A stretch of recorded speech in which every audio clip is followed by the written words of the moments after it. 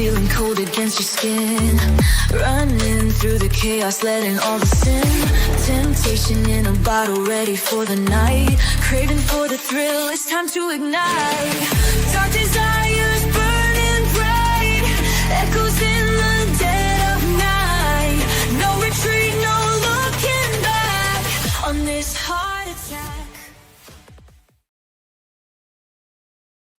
Hey, ladies and gentlemen, how are you on this Monday? It's Monday here, but it is a public holiday, so you get a bonus episode with me because I'm just sitting here because no one's at work today because it's a Monday and it's a public holiday. So Sunday night for you guys, actually, we got to get on a little early tonight, which is always appreciated. How are you guys? I hope you're having a great weekend. Last day, this Sunday of this crazy weekend. There's been so many things happen. We got a bunch of stories to talk about tonight from around the world, including the one in the thumbnail, which people may be like, Ping, who is this crazy looking woman? And I'll be like, okay, I will tell you who it is in a minute. But she has done something that I think we think doesn't really happen, or it doesn't happen often. But when we see it happen, I think men and women are both sides of the gender debate should call it out because this woman is the reason why real victims can't get any traction when they have a problem. So her name is Stacy Sharples, and we're going to talk about Miss Sharples in a minute. We're going to talk about her in a minute. Guys, how are you? Good to see you.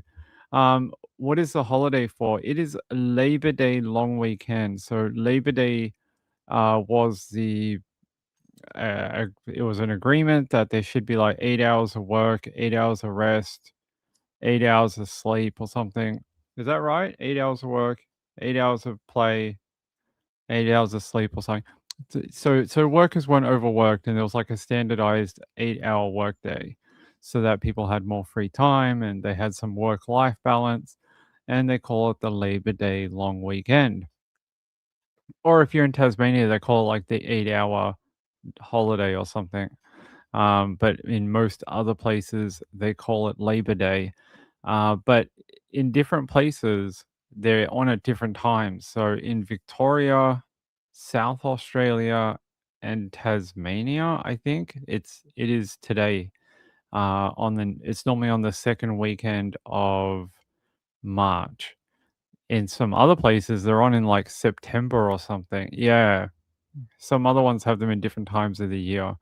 Our one just happens to be in March. So we get a day off today and everyone's sort of at home, not doing anything. So thought you guys should get an extra show tonight. And I saw this, I know I've read about this woman before, and I wanted to bring it up because this is like every real victim's fear. Every real victim that we've ever talked about, women who have been, um, attacked or abused sexually or other ways, they're always worried about not being believed. And it's because of women like this. Women like this who lie a lot about what has happened to them. This woman, when I tell you what she did, there's her photo. Stacy Sharples. She not only accused one man of R-wording her, she accused 10 men over a 10-year period of attacking, beating her, asphyxiating, R-wording, a whole heap of different kind of aggravating factors. Here, I'm going to try to bring up a better content for it. Hold on. That's might be better. There we go. So she's going to face a prison sentence for falsely accusing 10 men of R-word after telling police a wicked pack of lies Some of the men spent hours in police custody, while others spent months on bail or being released under investigation after Stacy made false allegations to police. None of the men ended up being charged, but some of them had consensual sex with her. Others had no sexual contact whatsoever. One of the men bumped into her in the street after he was cleared. She ran into a nearby chip shop called Triple Nine, claiming the man was threatening to kill her. What? What? So a guy bumped into her in the street, and she decided to run into a store and pretend like he was going to kill her for bumping into her in the street. When he made a comment that police were actually investigating her, Sharple said, "They're not pressing charges. I've got away with it yet again." But she now faces a prison sentence after admitting charges of perverting the course of justice. Her false allegations cost the public about £120,000, investigating, court costs, all these type of things for these false allegations.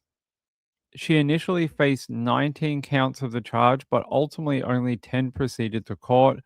Uh, Judge Nicholas Clark, KC, said that because Sharples had admitted a significant number of counts to reflect the overall criminality, that it would not have been in the public interest to pursue all of them.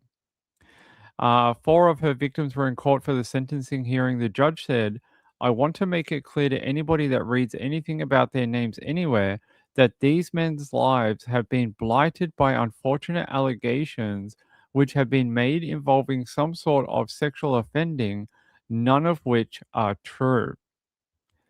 Only belatedly by her pleas has she now acknowledged that it was all a wicked pack of lies, no satisfactory explanation for her crimes, but they said there had been concerns about her mental health and intellect for a significant period. She claimed that because of her rough upbringing, that this is what caused her to lash out at men. She tried to claim that in court, saying that because she'd had a very shit life, that this is why she blamed men for everything. Um, they said here, yeah, let me start here. They're saying she'll be sentenced Wednesday, March 11th, so in a few days' time. They're saying that one of the men, Mark, told the court that Sharple's first victim, Mark told the court that Sharple's first victim, Caleb Davies, had been messaging her for a few days after being put in touch by a friend. Sharples attended Mr. Davies' friend's house on Boxing Day in 2013, where other people were also present. Mr. Davies said Sharples was quiet and spent most of the time looking at her phone. She left after about an hour without saying anything. Sharples then called her brother, falsely claiming to be in danger. She told her brother and father that Mr. Davies and other men had forced her to perform a sex act on him. She further claimed to have been attacked by 9 men and threatened with a knife. They said her claims were a complete fabrication and that the man that day, Mr. Davies, had no sexual contact with her at all. Mr. Davies was arrested, interviewed. Sharples refused to attend an appointment at a sexual assault referral center. He ended up not being charged but spent 18 months on bail. Police were concerned about inconsistencies in her claims. A second victim named James met up with her after they had met via a dating website, Plenty of Fish. She invited him to a hostel where she was living, and he said that they had consensual relations, but decided to leave after she made comments which made him feel uneasy. Mr. Blundell told her that he was going for a cigarette, but he left and never returned. She messaged him asking why he had left and why he was not responding. Sharples then told the hostel staff that someone had done something to her which she did not want. They called police, handed her the phone, and she claimed to have been R-worded by Mr. Blundell. He was arrested and spent 17 hours in police custody before being interviewed. He ended up being released under investigation for 6 months. Months later, a third victim, Astrid Inman, met Sharples via Facebook after she randomly added him. They met on August 11, 2018, after she sent him a topless picture of herself, saying she wanted to join him in the shower. He picked her up in his car. They had consensual sex. Later, he dropped her home. There, she called the police and claimed that her partner had R worded her, but that she didn't know his surname or where the R word had happened. She gave police an account of a violent and forceful R word. She also claimed that Mr. Inman had added her on Facebook. Um, Mr. Inman was arrested, spent 8 hours in police custody awaiting interview. He provided his Facebook messages, and police discovered the true picture. Ah, geez. This is not the end of it. Sharples contacted a man called Andrew on Plenty of Fish in February 2019. They had consensual relations, and after, Sharples asked him if they were now a couple. When they parted ways, he said he was bombarded with messages from her asking where he was, what he was doing, and if he loved her. She also asked to meet again. They met at a cash generator shop near her home to help her sell a TV.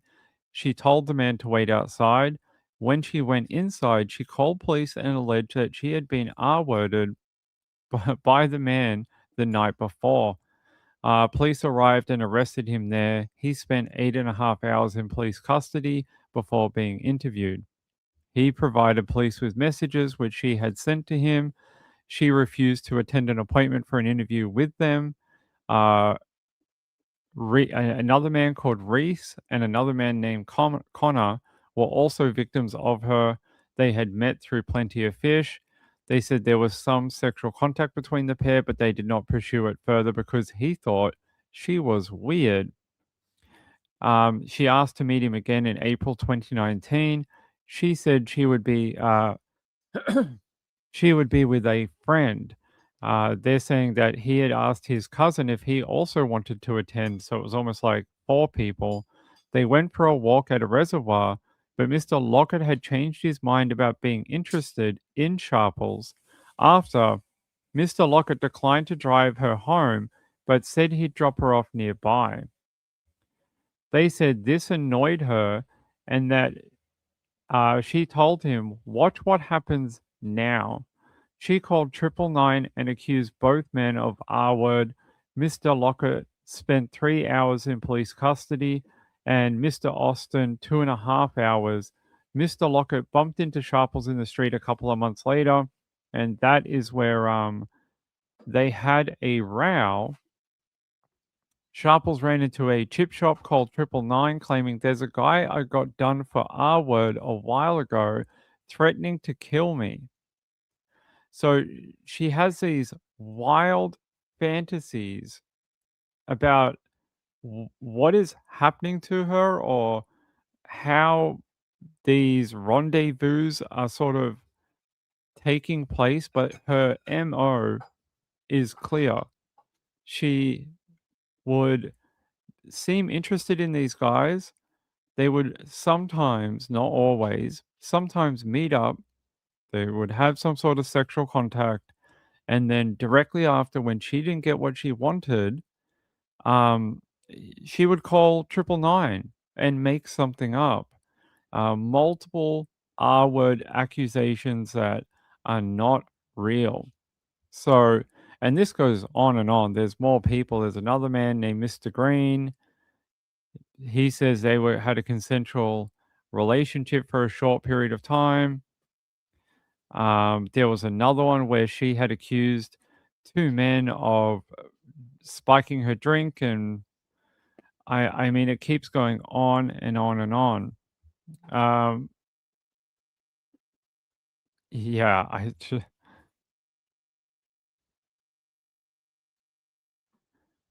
I'm just trying to read some of the more here. So, what is going to happen to this woman? I want to read you one bit that she told police. After Sharples was arrested for these false allegations, she told police, "You need to look into my mental health. That's all I need to say. You'll never understand. I had a shit upbringing." She also said she had emotionally unstable personality disorder. Does she know this for a fact, or did she find it on TikTok? Does she have some sort of diagnosis from a psychiatrist? Like, it doesn't tell me. She added, "I'm a ticking time bomb. You flip me off, I'll flip back." And they said that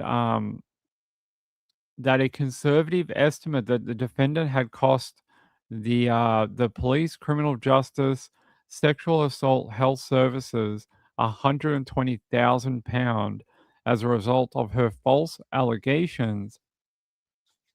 Geez.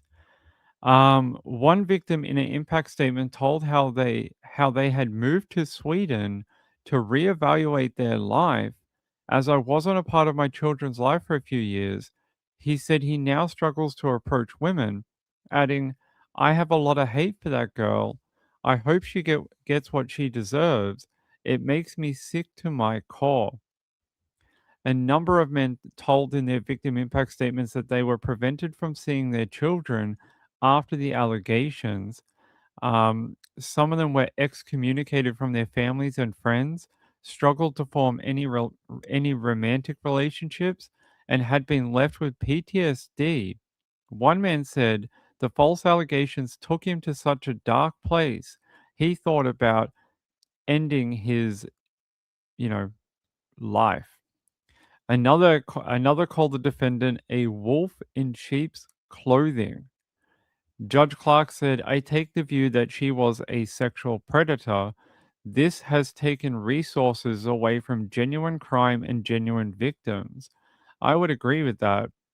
This is why a lot of women and men who are genuine victims are not believed. Everyone thinks they're lying because there are real world examples like this woman, and unfortunately it it it sort of poisons the well for everyone, not just her. It poisons it for men, women who are real victims. They don't get, the support that they deserve because of people like this. I mean, so she's been remanded into custody. She'll be sentenced on the 11th. I don't know what she's going to get, but she's got 10 charges. Let's see. Let's see what we might get here. Let me go back to her actual charges for it.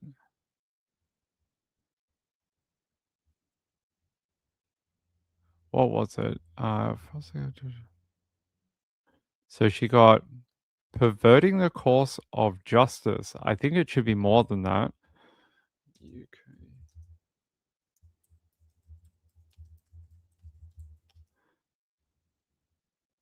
Let me see what the guidelines are. Oh, okay. In this particular offense in the UK, the Sentencing Council provides a specific guideline for this particular offense based on culpability and harm, the impact on the administration of justice. They say sentencing typically ranges from high level community order to around 7 years in custody, and it depends on the category. Category one is the highest, involving the highest culpability, sophisticated planning, professional position, threat of violence, high harm, and then it goes down from there. Category three involves lower culpability, impulsive actions, limited harm, minimal delays. I would think I I would think she's probably going to get she's probably gonna get assessed as a category 3, and I know that probably doesn't make anyone feel better about anything, but I have a funny feeling when they talk about things like impulsive actions, that sort of describes a lot of her offending, even though some of it seems premeditated. I have a funny feeling she's probably gonna get that or a level 2. I don't think they're gonna give her a cat 1. So what could she get for that? Um, Not much. 36 weeks in custody is a cat 3 starting point. Category range, high level community order, 9 months in custody. So she will probably hopefully see some jail time for her offending. Hopefully. Maryland said, how long was she doing this? For over 10 years, between, I think it was 2013 and 2023. This was in the UK. So this is not in Australia. This was in the UK, in Wales.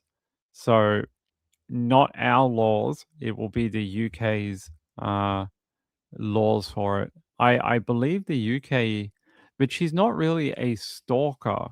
She's not really a stalker. She's more, I think the judge had it right. She's more like a reverse sex offender because she has sexual contact with these men, and then her damage with it is after. Like she takes that sexual encounter and flips it to make herself the victim, and it is almost a it's a sex crime.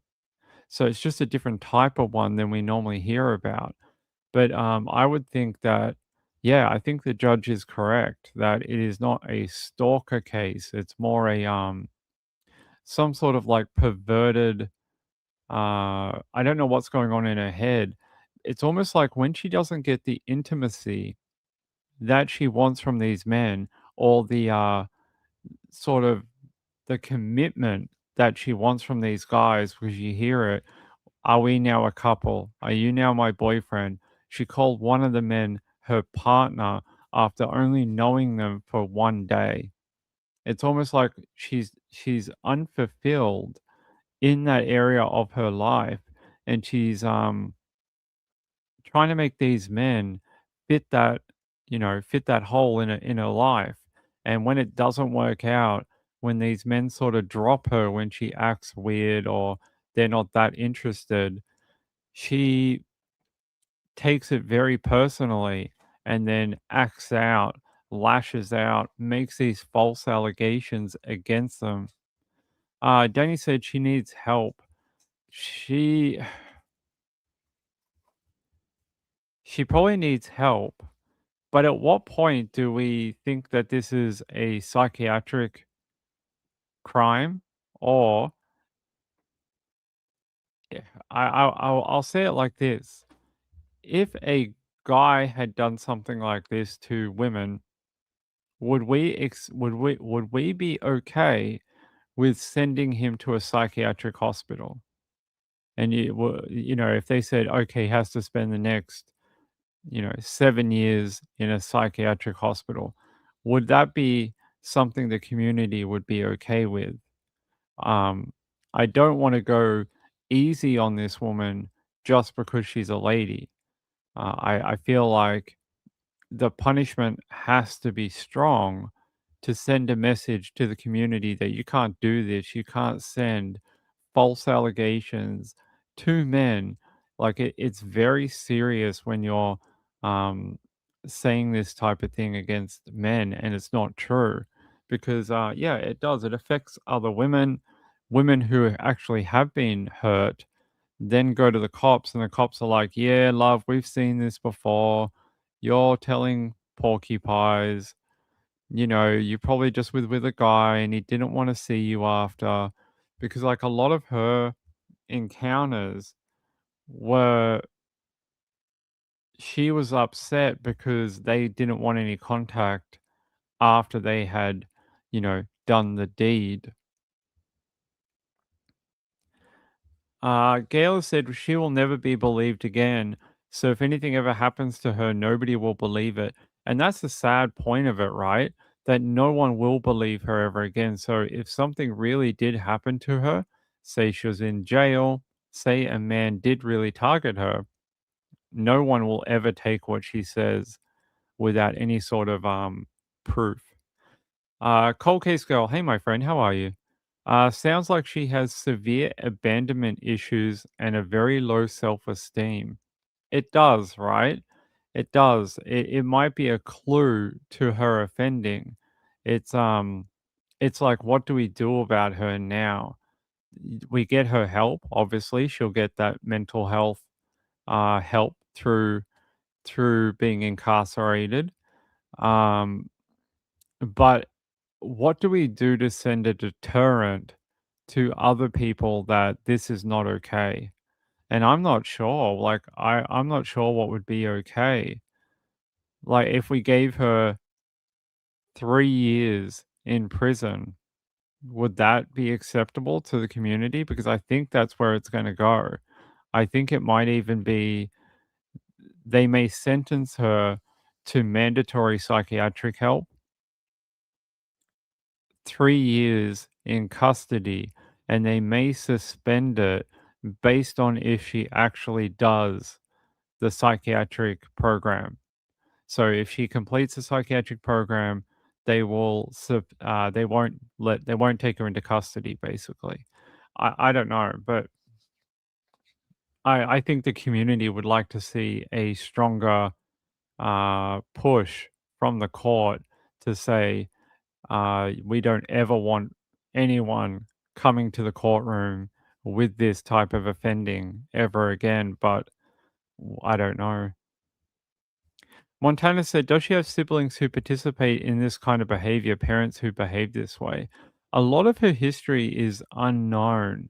I was trying to do some research on her, like before all this happened.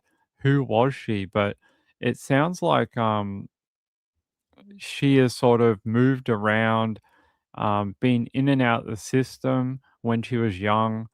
Uh, she's she's obviously been you know fed through the government sort of system throughout her life.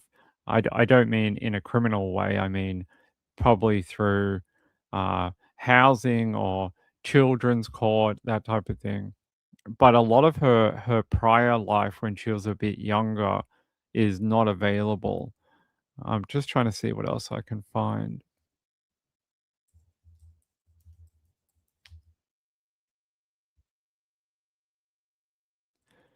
Yeah, it is very limited in the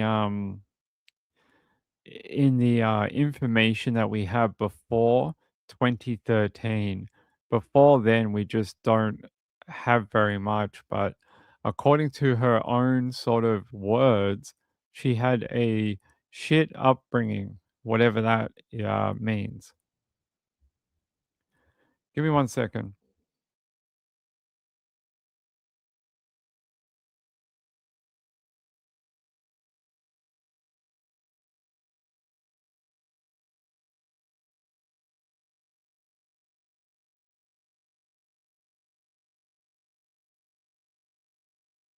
All right, there we go. Sorry, I'm still a little bit under the weather, unfortunately. What is going on? Okay. All right. Yeah, I'm still a little bit under the weather, so my voice may be a bit up and down throughout the show. Uh, yeah, so prior to 2013, I don't have a lot about her, unfortunately. Um, the sort of over sexualized nature of her, I would wonder if she has any, you know how they say hurt people hurt people? I wonder if she has any, I wonder if someone has hurt her sexually in the past when maybe when she was a child, because some of the things, some of her behavior, the over sexualization, um, not that, having sexual relationships, one night stands or whatever is a bad thing. That's fine. but just the way some of the things are described about her and the way some of the sexual contact went down makes me wonder.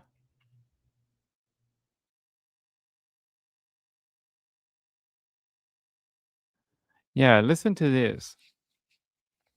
One victim who met Sharples in 2019 on Badu, whatever that is, where her profile had a topless photo of her. Her messages said she was after one thing.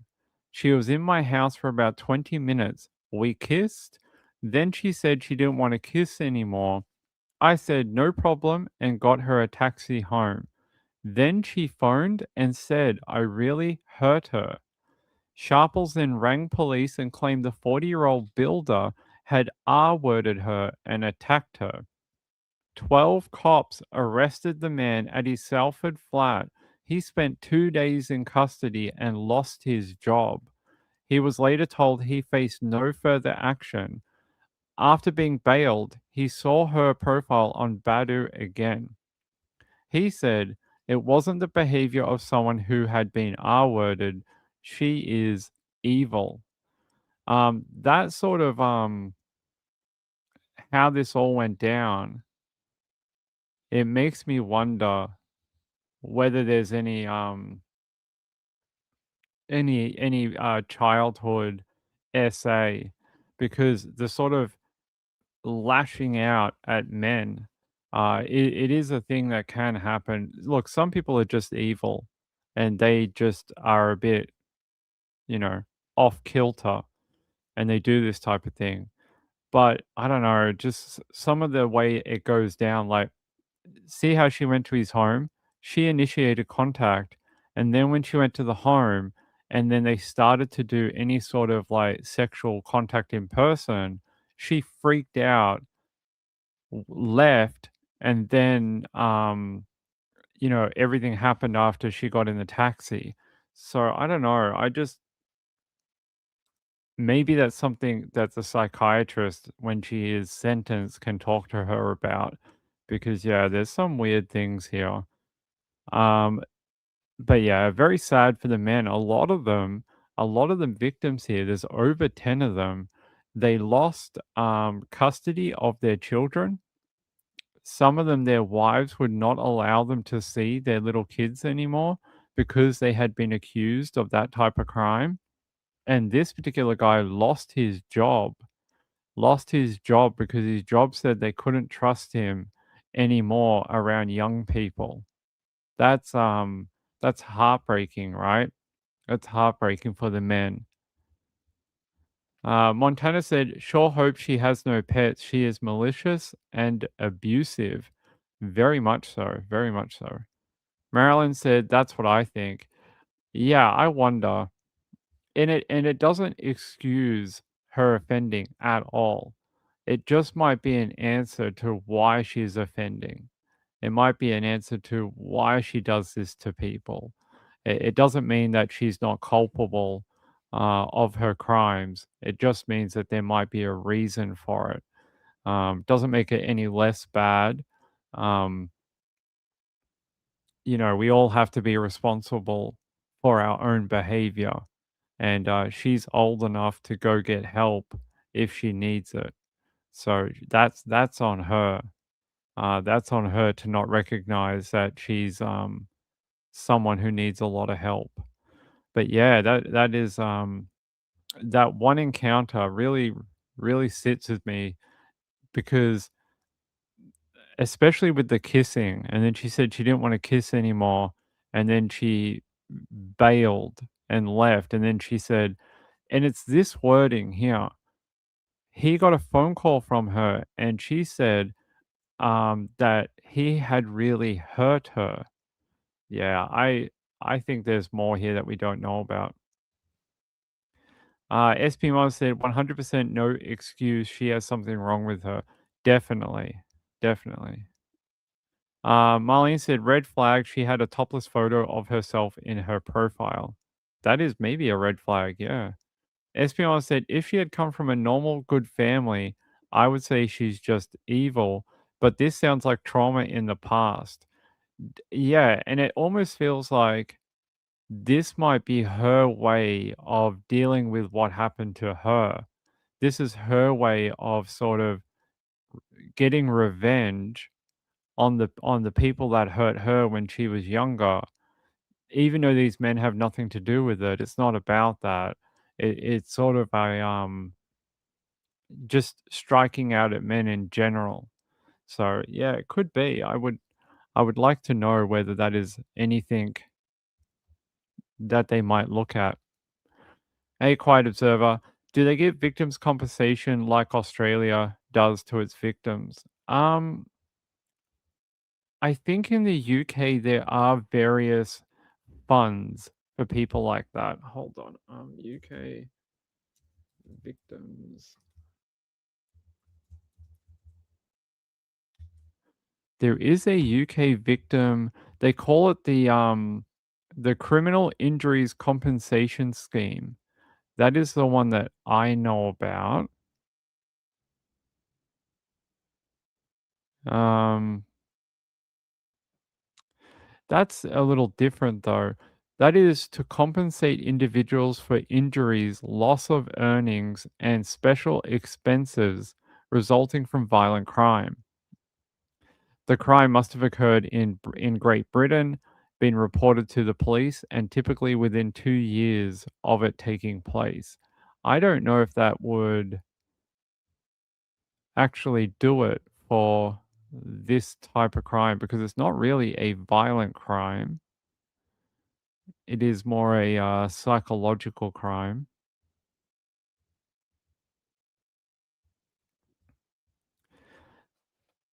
Let's see. It's very vague with what it was. You were the victim of a violent crime and were mentally or physically injured by your attacker. I guess, because the judge said this was a sex crime against men, it would fit. So the men maybe can claim on this particular scheme. They may be able to do it. SP1 said, I feel like anywhere in the world once tainted with this sort of accusation will mark a man forever, hoping for healing and compensation for them. Yeah, and I thought it was very important to bring this story to you. We talk so much about the other side of it, real victims, victims who have been through awful scenarios, men that have hurt women in the most atrocious of ways. But I wanted to show you that every now and then there's a reason to look at things in a critical eye because it's sometimes every now and then there's something like this that will happen. And that's why you can't, you believe everyone until they give you a reason not to. And that works the same way in true crime. You believe everything until you have reasons not to. But yeah, very sad story. I will tell you on what is it? What is it? Thursday? Wednesday. On Wednesday, when she is sentenced in court, I'll let you know. I'll let you know what she is sentenced to, and I'll bring it to you. I will tell you. So that'll probably be Friday for you. Friday for you guys? Friday for me. No, no, no. Thursday for me. Wednesday for you guys. So that's what that will be. It's interesting. The media in the UK did not cover this particular trial at all. They covered it very sparingly, which is says a lot to me about the way we do things. If this was a woman, we would probably be talking about it on all the national media. Hey, this is her right there. That is her new hair, apparently. We saw the other photos from her dating profile. That is her rocking up to court with her bright red hair. What else do we have?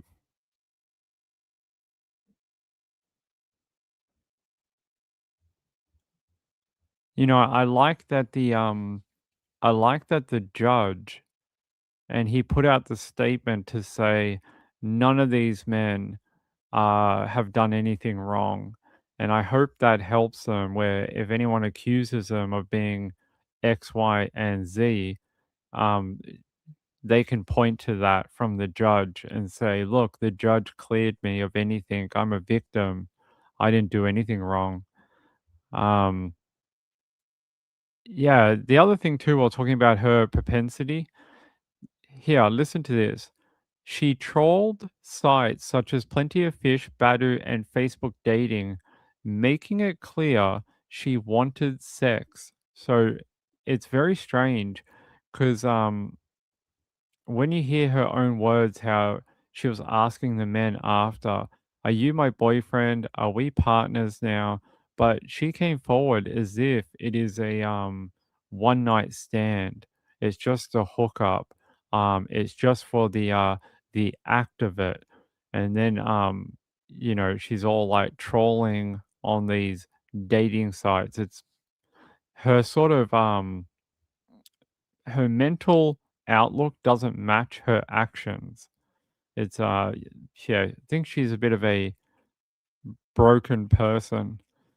Quite as Observer said, I already questioned the story with the women after my son's friend was locked up for 4 months over a false claim. Thousands in lawyers for it to come out. It is it is unfortunate that there are some very nasty people out there who will use the whole believe someone when they come forward with this type of crime for their own advantage. It affects people, and if it is found out, they should throw the book at them. It should be jail time. I hope she gets some sort of jail time, and if anyone else does it, should be jail time, automatic. If it should be in our laws. If you commit a false allegation in this type of way, it should be you are automatically jailed because we need to stamp it out. We need to get rid of it from society that some of these men, some of these women think it's okay to destroy another person's life for whatever reason when it's not true. It should just be jail time automatic. It should be no probation, no community correction.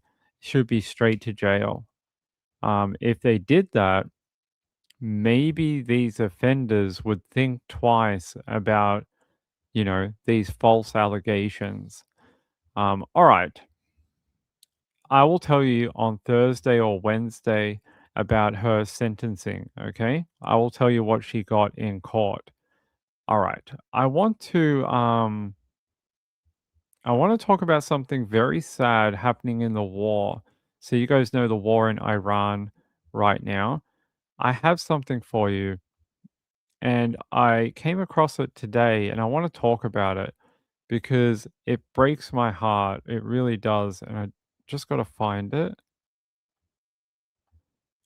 Where is my hold on guys. I will find it.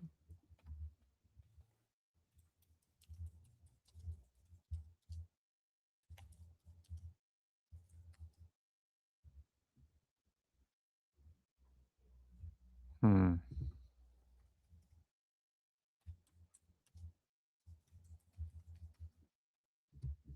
All right. Found it. I don't know if many of you have seen this.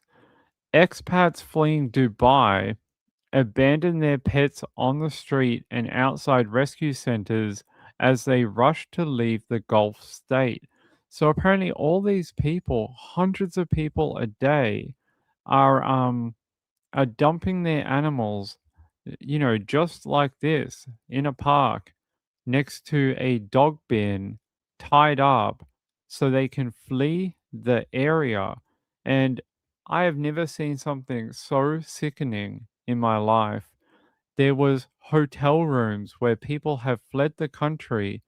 The people have come in to unlock the door and, service the room, and there's the dogs in the room, and the owners are gone, long gone, on a flight back to the UK, and they have left the animals there. Right now, shelters in the UAE are having thousands of animals come in because people are fleeing the area, but they're not taking the animals with them because they don't want to pay, they don't want to do the paperwork. The paperwork to take animals can take a long time, which would, they can't leave as quickly. So they are dumping the animals, or they are posting on social media like this. Look at these two lovely puppy dogs. And they're saying urgent permanent homes needed for people who lived a life of luxury in the UAE, bought these pets, and then decided, oh, it's a war here now. I'm just going to dump these dogs and just leave. So that apparently in the UAE, there's not in some Western countries like Australia, the UK, the USA, we have these giant animal shelters, heaps of them, right? We have a ton of them. But in the UAE, there's not many. They don't sort of have that network of the RSPCA, all the other ones that we have in our countries. And that's a big problem because there is nowhere to take the animals. There's no big shelter. Um, there's a couple of charities that work with animals in the region that are taking some of them, but they can't take, you know, 50,000 animals. It's not possible. So a lot of these animals are being put down. So as soon as they come in, they are having to euthanize them. It's not only that, apparently the vets in the area are getting hundreds of calls a day for people who have to flee the area. They're basically saying, I want to bring my pet in and I want to put them down because I have to leave the UAE today. So there is a terrible crisis going on in the region right now with animals, and it is heartbreaking. I couldn't do that. I couldn't leave my animals. I would rather stay in the UAE with my animals than run away without them. I couldn't do it. Let me see if I can find a better update for you. And then I need another drink. Hold on.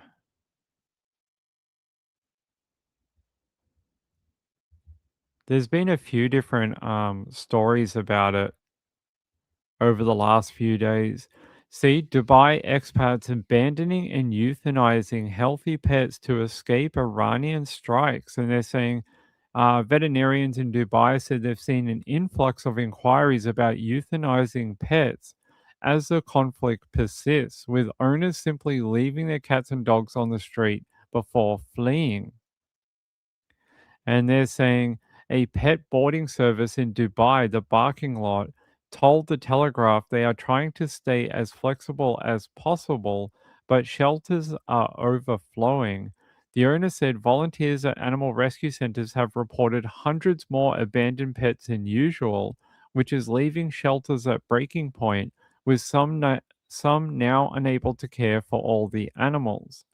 It is terrible, and apparently, if you look on social media under some of the Dubai, UAE hashtags, there are just hundreds of people asking for, can you take my dog? Can you take my cat?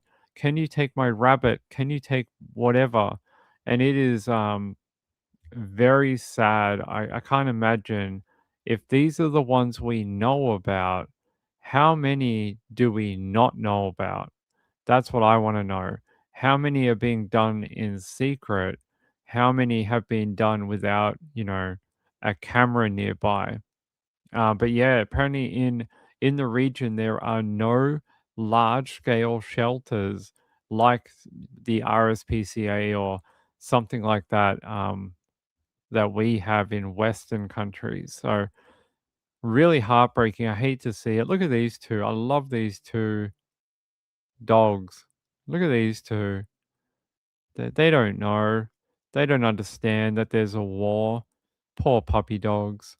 They're all like, "Can't we come with you?" And you can tell, look how sad they look. They know something is going on, but they don't know what it is. So, um, pretty awful. I will try and get you more information about it. Hold on.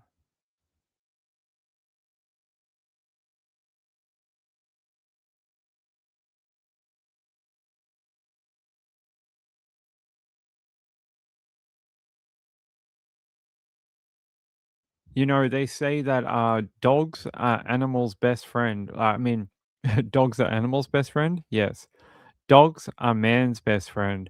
But in a time of crisis, we're not looking after them, even though these animals, when we're down, when we've had a bad day, when things are not going right in our lives, who are the ones that are always there for us? It's our pets, right? They're the ones who they'll come and cheer us up. They'll be friends. They'll lie on you. They know when something's wrong. How you could ever leave them behind is I could never do it. Espion said that's why I prep a lot of cat food along with human food in case of disaster. Now I need to get my pet meds to make them sleepy so we can put them in a backpack if needed. I'd love to see you try put a Labrador in a backpack. You let me know if that can happen. Mimi, hey Mimi, how are you? So sad. You can do airlines, but it's pricey and have to purchase the airline kennels. I had looked into flying my dogs with me when we moved, but I ended up flying in my dog's road with hubby in the U-Haul. The thing I don't understand though, a lot of these people who are moving to Dubai, they do it because there's no tax and they make a lot of money. So why can't you pay those fees? If you're able to get yourself out, how come you can't pay for the animal to go with you? I don't understand. Like you seem to have made a lot of money from the UAE and you don't want to pay the £1,000. You can. I'd love to see that. Let's see. What is the restriction for taking a dog from the UAE to the UK? Restrictions.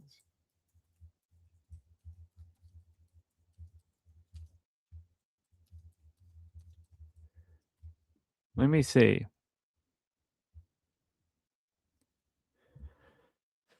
Um, Dogs traveling from the UAE to the UK must arrive as cargo and not in the cabin.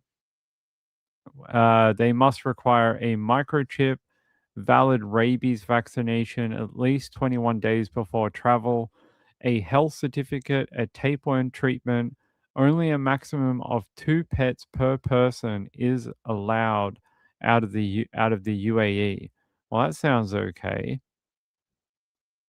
Apparently, Etihad Airways allows pets in the cabin, but not for direct flights into the UK. They require them as cargo. And they're saying it is recommended to use specialized pet relocation services to manage the complex documentation and cargo logistics. Okay. Let me see if I can find anything about what people are saying out of the UAE. Dubai pets.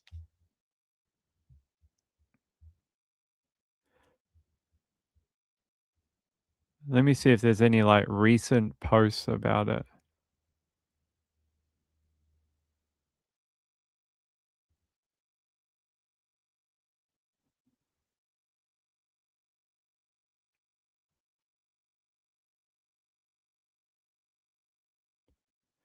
That's interesting. A lady 15 hours ago called Irish in Dubai, Karen O'Grady, I don't know who that is, said that she had to head back to Ireland a week before all of this sort of went down. At the time, the airlines were not accepting pets on the flight, but she said there is a charity group in Dubai. What are they called? They're just a rescue group for dogs to arrange for dogs to fly as excess baggage with someone who is traveling on an Emirates flight. So apparently, they're saying that you need to find a flight buddy. Anyone that is traveling from Dubai to wherever you live in the UK, you just need to, yeah, so there are ways to do it, and there are some people who are doing the right thing. Let me take you to Facebook. So this was the lady here. She had 2 dogs and unfortunately had to leave them behind. But she's saying that there is a charity in Dubai, a rescue group who are trying to get dogs home to the UK. Um, so yeah, apparently there are ways to put them on flights. You just need to find someone that's flying to where you live. So yeah, she's trying to get them home to the UK. And then this one, Animals and Us in the UAE. They're saying apparently this guy was left. Oh, someone tied him to a pole and left him there for days. He just sat there waiting for his owners to come home. Poor Bobby. He's like, where is my mom and dad? Poor baby. So what's his update? They're saying that apparently he wasn't taken care of very well, and he had a lot of ticks.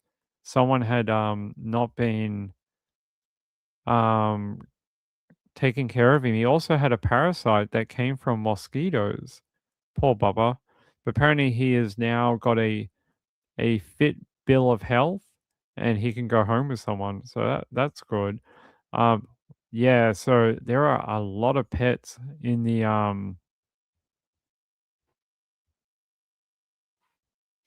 huh. Isn't this cool? Look at this. Eshan stations in Dubai. The council in Dubai have set up these type of stations for stray animals to come and eat food. And they can come here and it'll open up, it'll recognize that it is a cat and it'll open up and give the cats food. That's pretty cool. But yeah, a lot of pets who have been left behind, unfortunately. A lot of pets. So if you see any of these influencers in Dubai or the UAE, and you know they have pets, make sure you keep it on them in the comments to be like, "Hey, where's your pets? Hey, why are your pets coming with you? Why are you not paying for the pets? What's going on?" Because apparently the word is there are a ton of influencers who are just leaving them behind, which I think that's a crime. I think that's a true crime. We should charge these people. Yeah, here.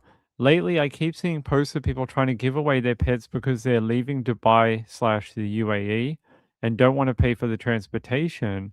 And then they ask, why did you get the animal in the first place?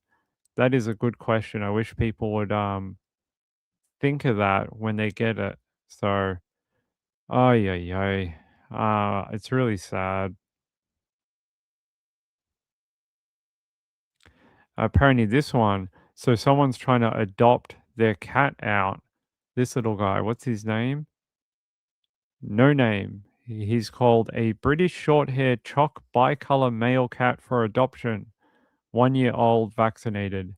He is very cute. Tuxedo cat. And then hey, one for Sean. Look at this. Two birds. 2 birds. Sean, do you want them? We can bring them from, Dubai. We'll bring them from the UAE for you. But yeah, lots of animals, unfortunately. Look at these, even more of them. Yeah, even more animals that need homes. So the war doesn't affect just only people. It affects all the pets and animals as well.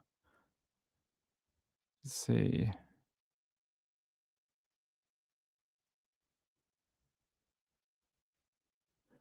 Oh, that's good.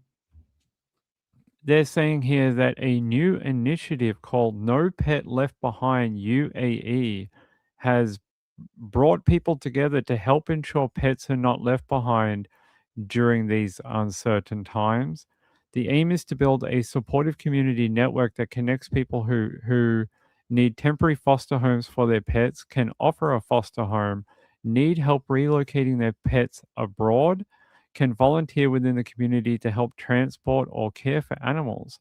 They said right now they're urgently looking for foster homes within the community as many pets are at risk of being abandoned and simply need a safe place to stay, even if it's temporary. Great work to these people, Dubai expats, making a group called No Pets Left Behind UAE. Hopefully, that will help save some lives of the animals over there. Cold Case Girl said, breaking my heart. Me too, right? I hate when people, don't take care of their pets. My pets eat better than I do. I'm serious. My pets cost a fortune every month. If I told you how much my pets cost in food alone, you would I don't think you'd believe it. I really don't think you'd believe it. The the order we get from Pet Circle every month for these 2 fluff balls, I think you could try and guess in the comments, and I reckon you'd all be wrong.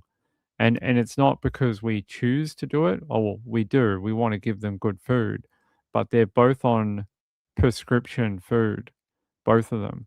So they yeah, they cost a fortune.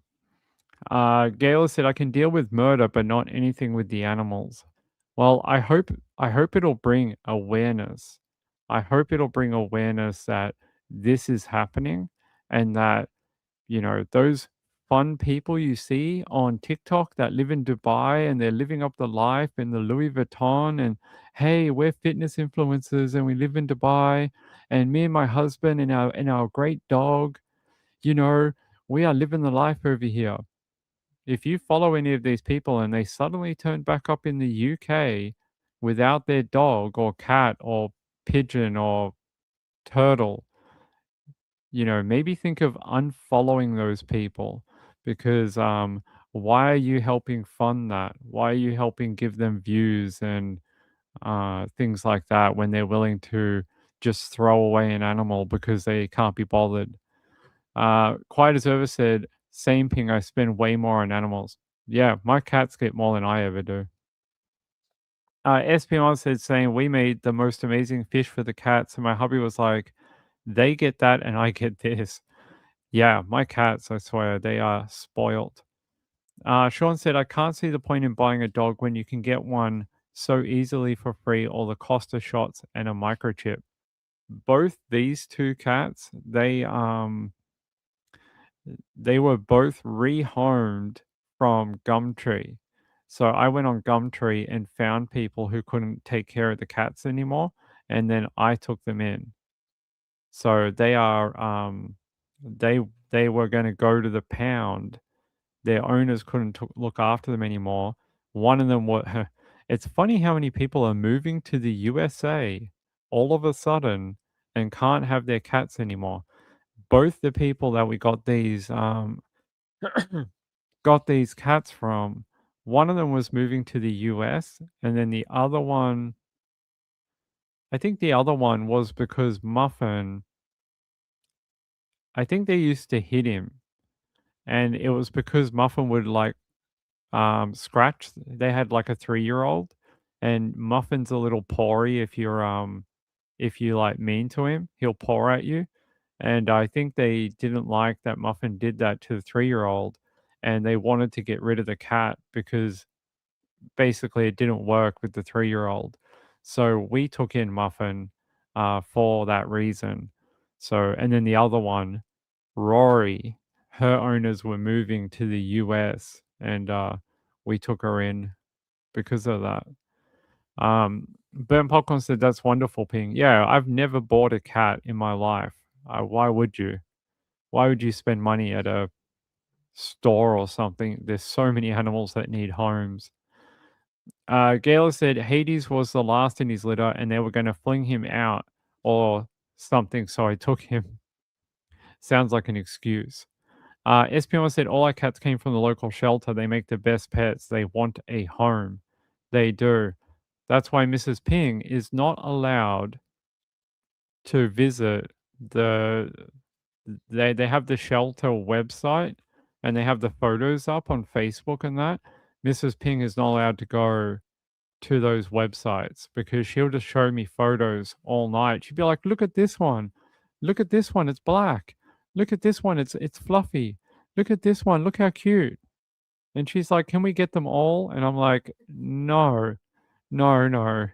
We have 2 and that is enough." There's one right here. Hey, Muff. He's sleeping on his little bed. So we did end up buying Muffin a little bed. He's got one right here now. You guys can't see it, but it's right here. And he sleeps right next to me here. Hey, bud. And so yeah, he's got his own little bed now. Quiet Observer said the eldest son, your eldest son, adopted a dog. She was 13 and he cried for 2 days as he couldn't understand how anyone could abandon a senior dog. Yeah, so many older animals are abandoned. Gail said, I'm banned from our shelters. I would take them all. Cats, dogs, snakes, anything. I don't know about the snakes. I don't want any snakes. I think I'll pass on that. They can go back into the wilderness. Isn't that where they're from? All right. All right, let's see what else we have here. I want to head out to Georgia. And I want to talk about a high school, a teacher. He died, and it's really sad. I'm going to take you to Fox 5 in Atlanta, and then we're going to talk about it. Community mourns the loss of a 40-year-old teacher and coach. Thanks so much for sticking with us for Fox 5 News at 11. I'm Eric Perry. Jason Hughes died Friday night after the Hall County Sheriff's Office says he was hit by a car. Now teens face charges related to his death. Fox 5's Terry Jabor has the story. Jason Hughes was a math teacher and a golf coach here at North Hall High School. People have been leaving behind flowers to remember him and also to honor his legacy. Bouquets of flowers piling up to remember 40-year-old Jason Hughes, a husband, father, teacher, coach, and mentor for students here in Hall County. Olivia Williams, a sophomore at North Hall High School, stopped by on Saturday night to show her support. Whenever somebody would need help or something, he would always make great conversation. He always had the best smile on his face, and he just seemed like such a friendly guy. According to the Hall County Sheriff's Office, a group of 5 teens, including 18-year-old Jaden Ryan Wallace, went to the house to toilet paper a home, a common prank. Deputies say when the 40-year-old man, Jason Hughes, came out of the house, the teens ran into 2 different cars to get away. Deputies say Hughes, while walking toward the street, tripped and fell into the road. Then the Sheriff's Office says he was hit by Wallace's car. The Sheriff's Office says all the teens tried to help, but Hughes was taken to the hospital and died. His death sending shock through the North Hall High School community. This can't be real. Like this, there's no way this happened. I just saw him this week, and I mean, I went to take a test and I borrowed a Chromebook from his room. There's no way this is happening. Hughes' wife is Olivia's geometry teacher. She's the sweetest lady ever. And they had just such a good connection, and you could just see it. Hall County Schools released a statement saying in part, quote, "Our hearts are broken. Jason Hughes was a loving husband, a devoted father, a passionate teacher, mentor, and coach who was loved and respected by students and colleagues." 18-year-old Jaden Ryan Wallace is facing a charge of vehicular homicide. The other teens facing misdemeanor charges. Williams says the junior-senior pranks are for fun, but this time she says it got out of hand. It's just supposed to be something fun, but sometimes I feel like it can get out of proportion and it can get a little too wild. Well, yes, anytime someone dies, yeah, it gets a little out of hand, a little too wild. Here's a photo of him right here. Seems like a really nice guy. Um, Anytime you have people who devote their life to teaching other people, it is really a honorable thing. Um, so he was a beloved high school maths teacher and was killed in a freak accident outside his Georgia home after a group of teens played a prank on him.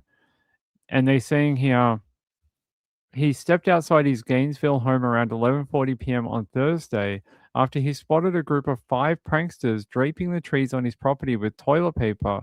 When the teens saw him coming out, they darted towards 2 vehicles and tried to speed away.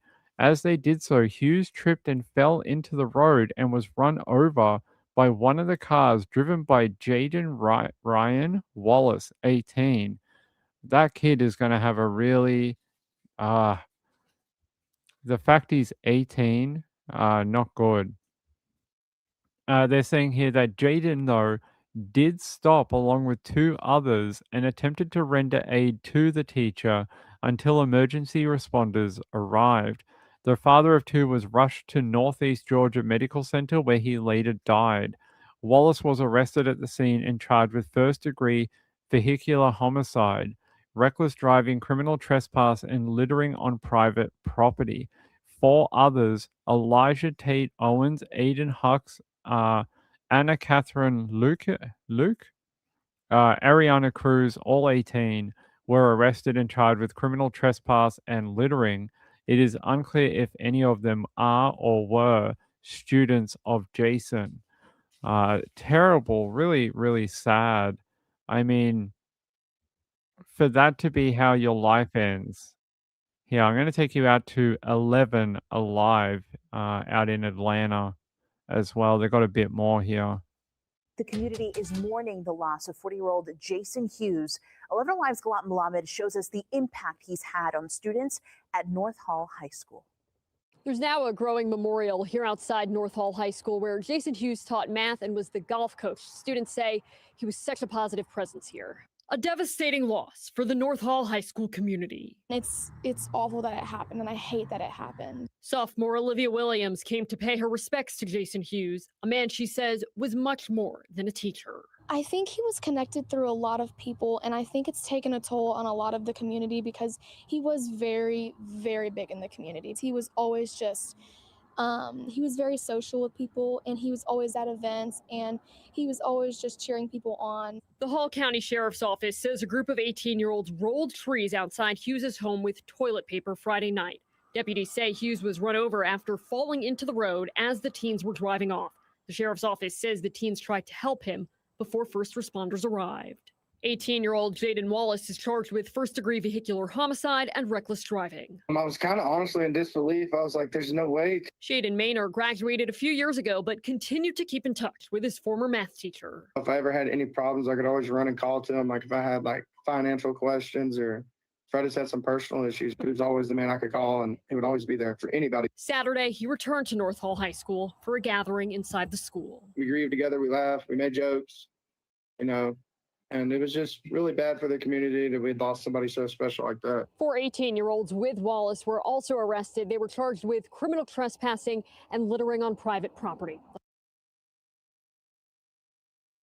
And you think when the schools ban this type of thing, this type of muck-up day, these pranks, It's not like the adults don't understand having a bit of fun. They do, but it's because the 1 in a million chance this happens, where unbeknownst to you, when you go to set out for this prank, some sort of chaos mechanism happens, and then you end up with someone dead.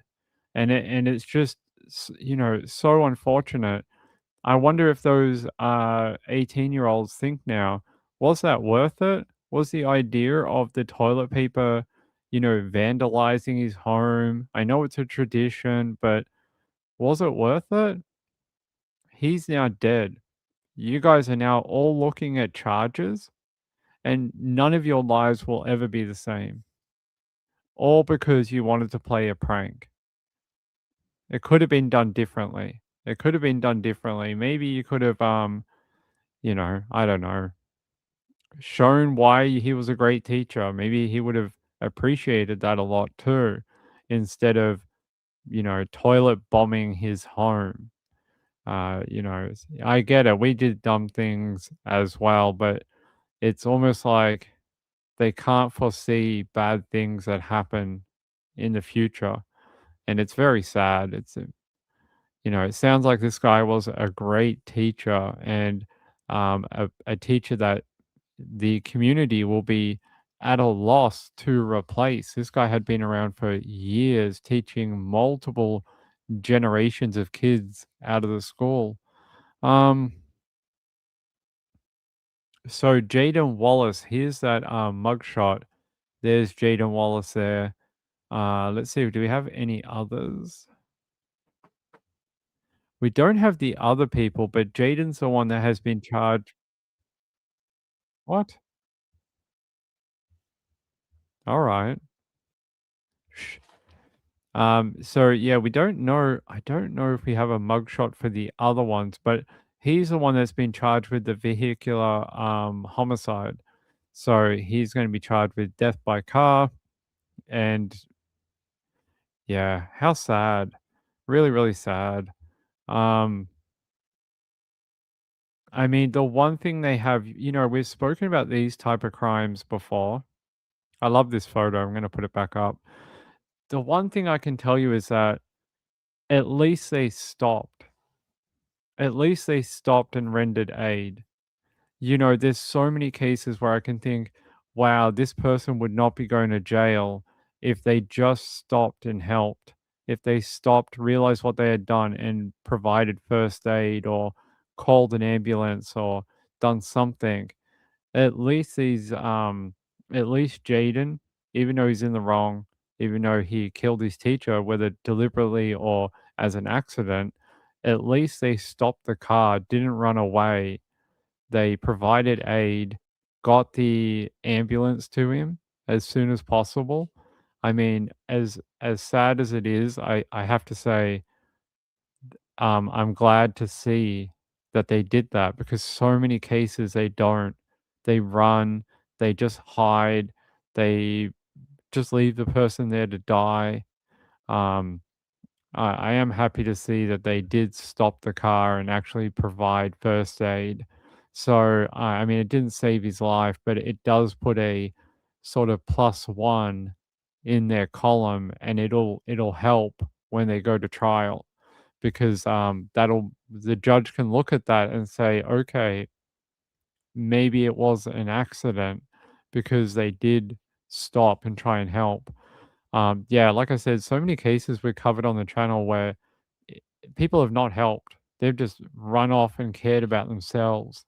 So that is a good thing.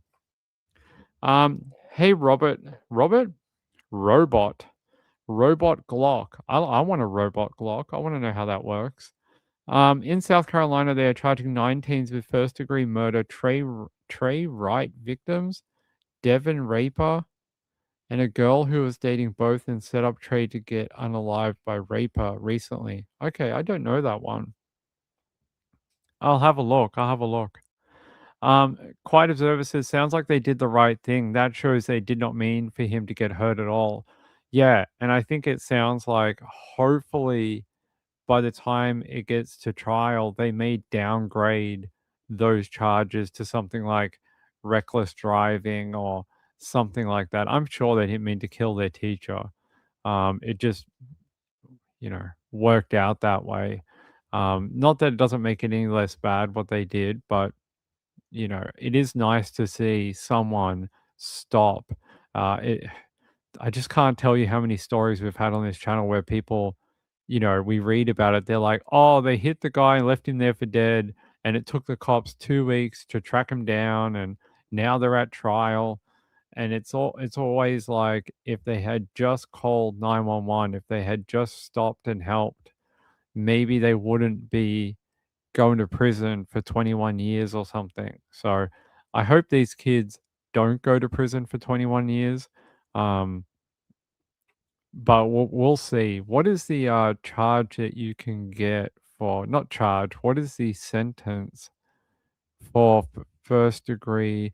Yeah, see, they did charge him with the first degree vehicular homicide and then reckless driving.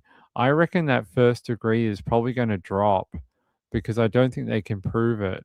So I reckon it's probably going to be the reckless driving, criminal trespassing, and littering by the time we actually get to trial.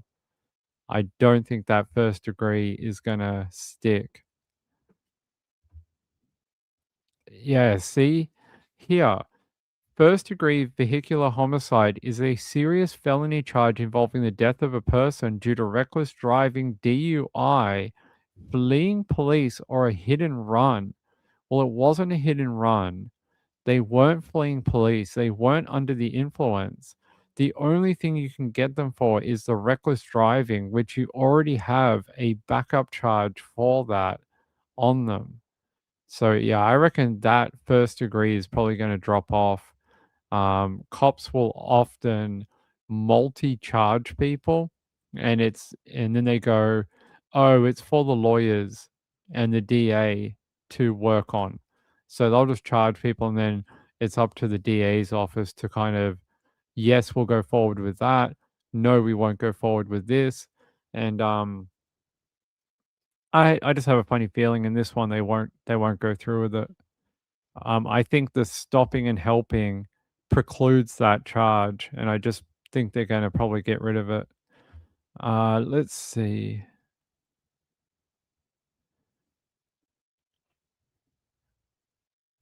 It's so sad to me. Especially for a teacher that is that well loved. It's so hard to find like really good teachers, and when you do, it's like you don't want to get rid of them. And it's sad that this one is gone in this particular way. I'm just trying to see if I have anything more on Jaden. I don't think I do, unfortunately. I'm going to check WBNS and see if I have anything. I don't think I have it.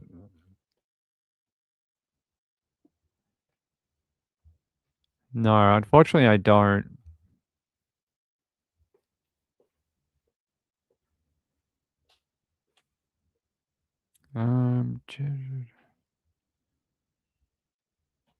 Yeah. Oh, they set up a fundraiser. Okay, we could have a look at that. Close left plane. Wow. In memory of Jason Hughes, support his family. $185,000 raised already. Wow, that is a hell of a donation run. Someone called Jordan Smith donated $6,785. Well done, Jordan Smith. I reckon that's someone like a TikToker or something. Raising funds in memory of Jason Hughes to assist his family with immediate expenses and a future college fund for his children. Isn't that cool? I guess because they don't have dad anymore. Wow, 185,000. I hope that'll help, and it gets the family through, a very difficult time. Let me check here.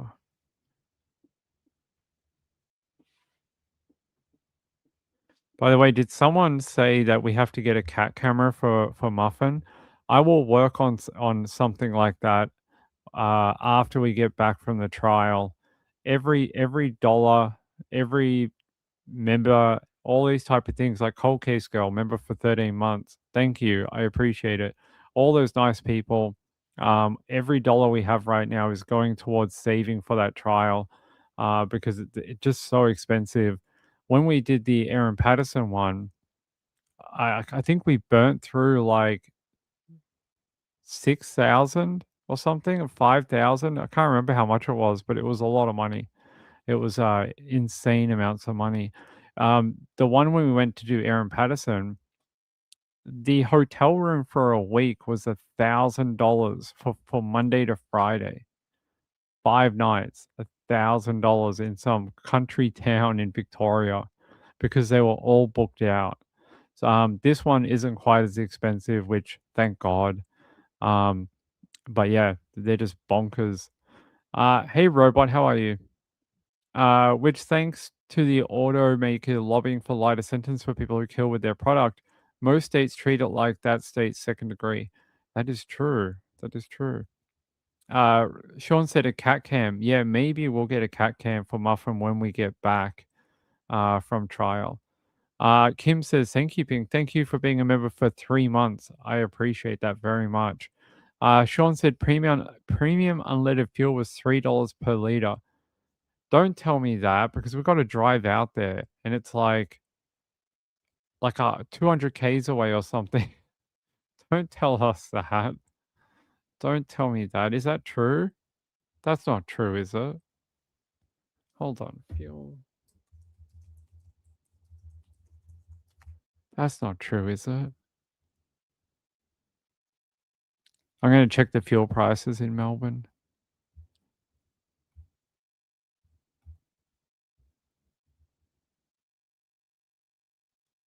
All right, if it'll load, what is the price of fuel? $2.15? Really? Fuck. $2.15 now. Mrs. Ping, $2.15 at the petrol station.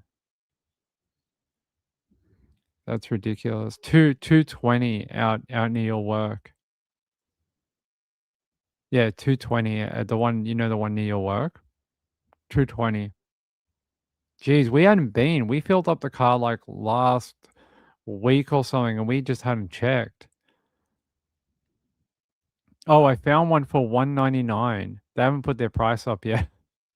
Actually, there's a couple for $1.99. What was it when you got fuel last week? Do you remember?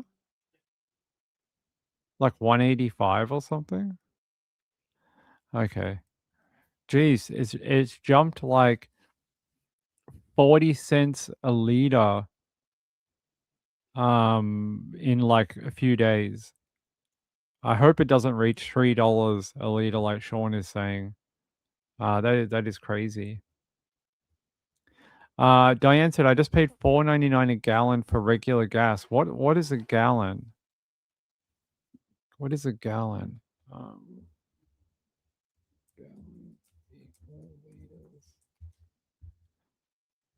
3.785 liters. Okay, I can tell you what it is here. So fuel 220 times 3.778. No. So a gallon of fuel here right now is $8.31 a gallon. So in Australian prices, $8.31 a gallon. That's what the price of fuel is right down here right now. So almost double what Diane paid. Yeah, it's almost $10 a gallon down here. Oh, it's insane. What is going on? Montana said, and us Yanks are looking up what is a liter. A liter is, what is it? If that is, so 1 gallon equal 4.5 liters, and 1 gallon, wait, 1 imperial gallon equals 4.5. No, a US gallon, sorry. A US gallon is 3.78 liters. So there you go. A UK gallon is 4.5. So I'm doing the USA one, 3.78. It is $8. What was it? $8.31 a gallon down here for fuel. Might have to go back to horse and buggies. We might have to. Quite a Service says, I have to say we were advised Australian fuel shouldn't have gone up for 7 days. They were up in my area in 2 days. Yeah, I've been told that there's enough fuel here to keep us going. That's the other thing. Apparently, Australia may run out of fuel. Apparently, farms and people in the rural areas that rely on diesel, there's like no diesel. There's like a shortage of diesel fuel right now in Australia. Yeah. Shortage diesel. Oh.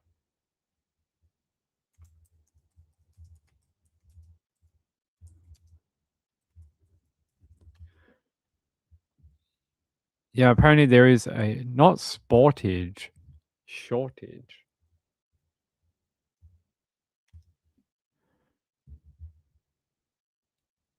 Yeah, I'll take you here. You guys can see it on Channel 9 just quickly. Is tonight considering providing military assistance to Gulf countries that are calling for help. This amid a deepening fuel crisis, threatening to spike food prices at home. Farmers warning they're close to running on empty. Man and machine putting food on the table. But tonight, the people that fuel us are running low on diesel. Yeah, this is frightening, and Australians should understand that while they can go to the servo and fill up, our farmers aren't getting their supplies. With oil shipments limited through the Strait of Hormuz, some big refiners are directing supply to retail bowsers and away from wholesale deliveries like farms. Thursday they phoned and said, look, there is an issue. They've been put on a quota or an allocation system. And then by Friday they phoned again and said, look, there is a problem. There's no longer supply. Now, if they run out, they can't produce your food and fibre. There is supply, and this is the issue. There's supply sitting there.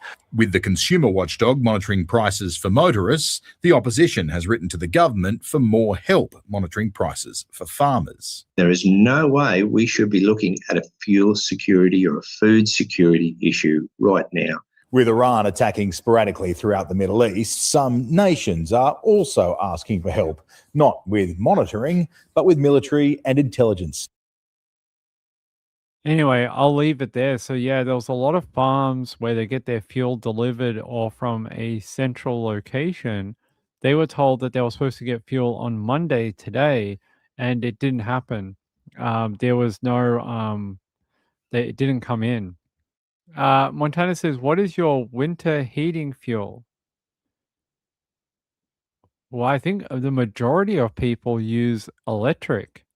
Things like propane and other gases are not super common. Actually, in Victoria, where I live, they have just banned any new gas.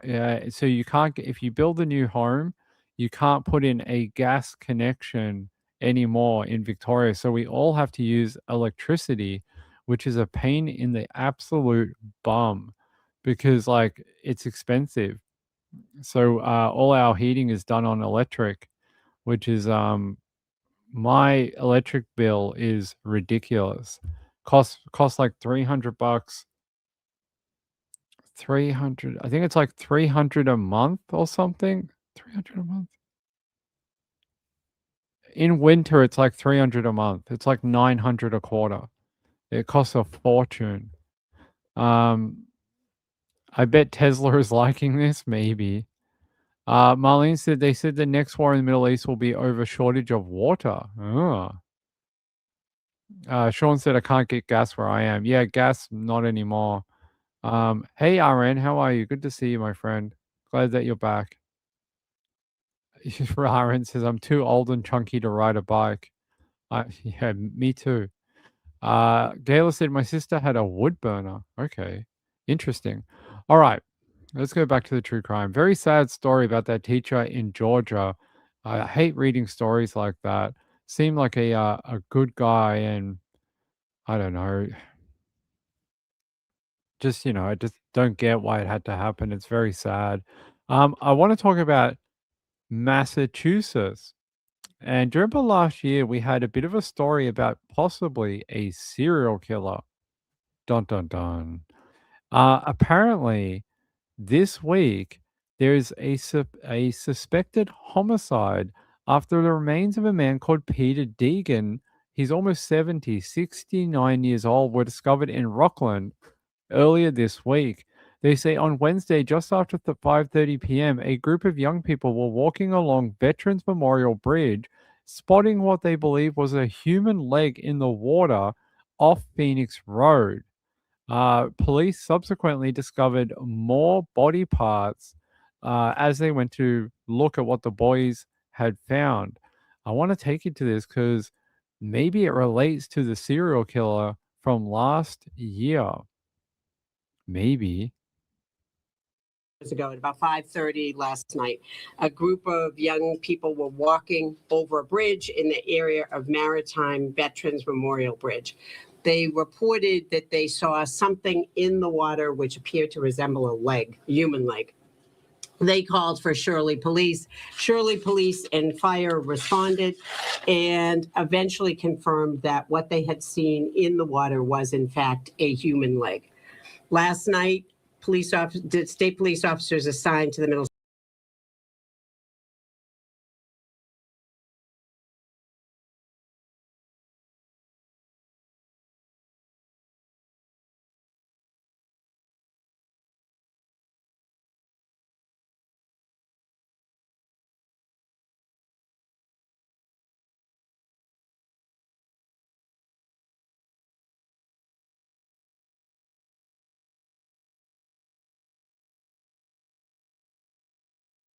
Many of you know, yesterday, just about 24 hours ago, at about 5:30 last night, a group of young people were walking over a bridge in the area of Maritime Veterans Memorial Bridge. They reported that they saw something in the water which appeared to resemble a leg, a human leg. They called for Shirley Police. Shirley Police and fire responded and eventually confirmed that what they had seen in the water was in fact a human leg. Last night, state police officers assigned to the Middlesex DA's office, as well as Shirley Police, the Massachusetts State Police, Underwater Recovery Unit, continued their investigation out at that pond or waterway. They were able to recover additional body parts from the water. Those parts appeared to have been clean cut. That is, they were severed with a sharp force instrument. We did not recover a full body. The search is continuing for additional body parts, but we were able to make an identification from the body parts that were recovered. We determined those body parts, which appear to all be from the same person, to be the remains of a gentleman named Peter Deegan, age 69. Mr. Deegan was most recently living in a pre-release house in Rockland, Massachusetts. And that was as a result of a case in which Mr. Rockland had pled guilty in Suffolk County.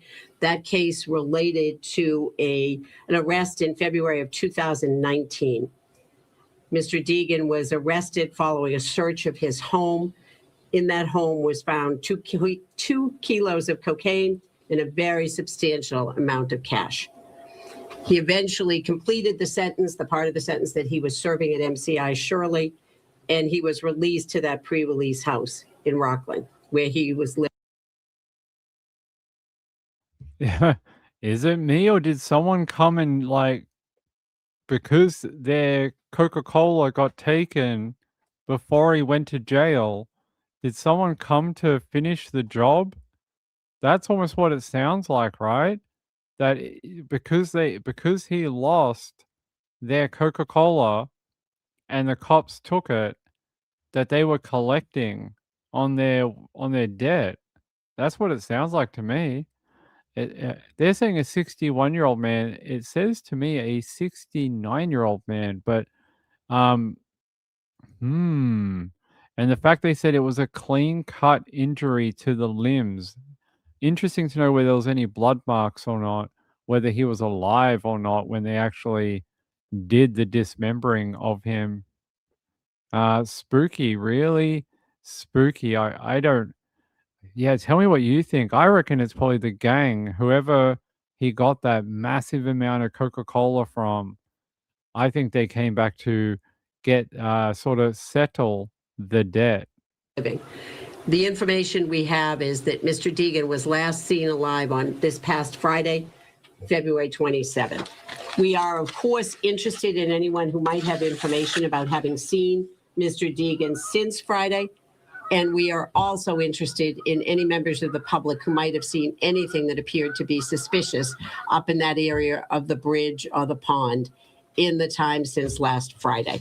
I'm going to turn it over to Chief Santiago, and when the chief is finished, we'll take a couple of questions. Chief? Thank you. Thank you, DA Ryan. Thank you, press, for being here. Like DA mentioned, we received the call last night at approximately 5:30. Both police and fire responded. Once they determined that the originally came in as a suspicious item, it was determined that it was a human leg. They secured the scene.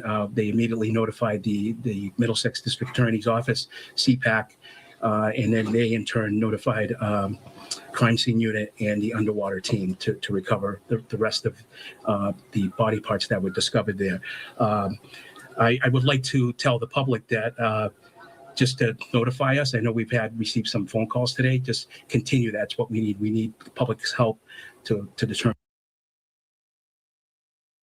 It definitely seems like it's probably related to what he got caught for back in 2018. Definitely sounds like this guy was into some bad things, because I don't know how you have that much Coca-Cola on you. That's 2 kilos.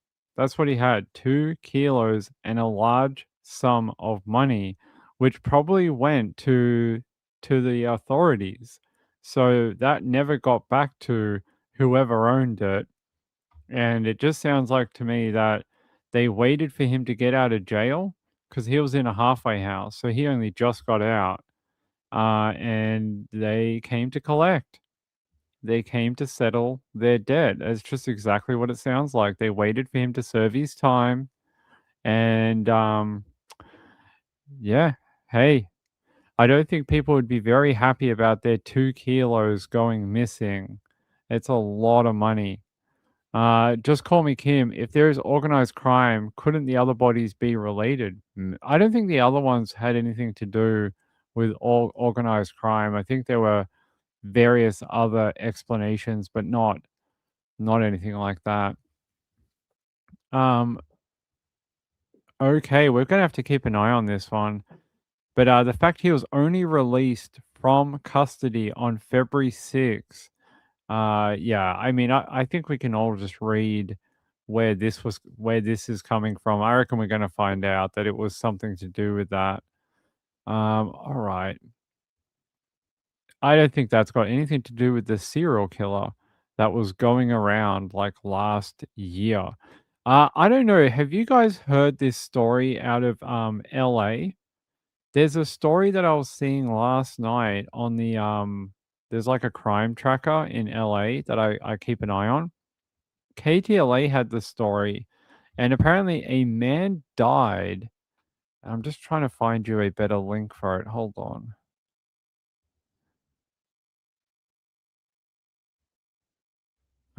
Maybe I can do it from KTLA. Oh, fine. We'll do it from here. Did you guys see this story out of LA last night? Downtown LA, man dies by cuts off his own pineapple. He cut off his own pineapple. There is the very unfortunate scene of the crime. That's where he sort of ended up. But this man, they're saying a man in Los Angeles died Friday night after cutting off his own pineapple. LAPD received a call about a man harming himself in downtown LA about 3:40 a.m. in the morning. After arriving on the scene, they set up a white tent to keep onlookers from seeing the man's body, though a videographer at the scene captured pools of blood and staining on the sidewalk. Terrible. They said it's unclear at this time what he used to do it. Officers also do not know the man's motivation or if he was on any drugs at the time.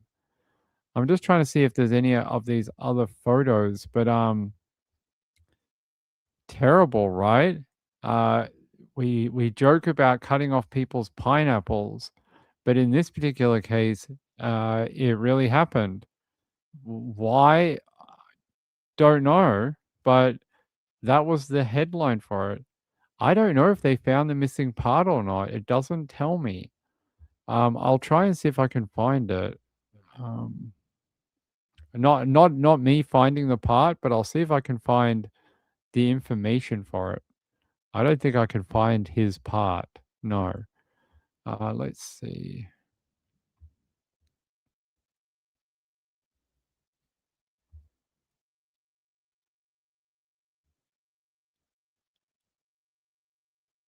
I don't see whether they actually found it or not.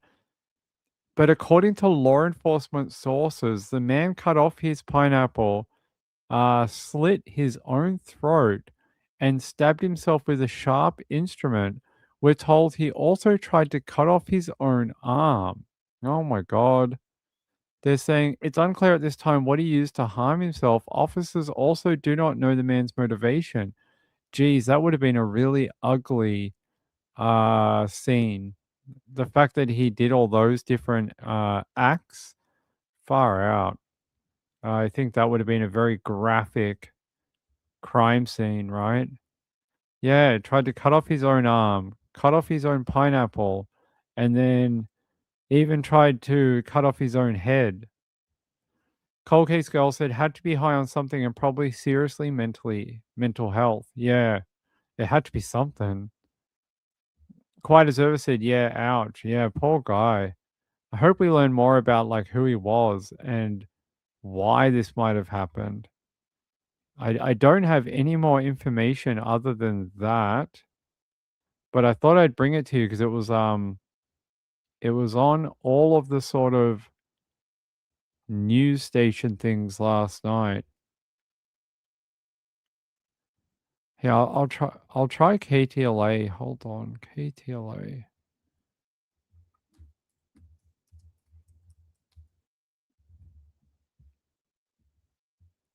I thought KTLA did do a story on it, but maybe they didn't.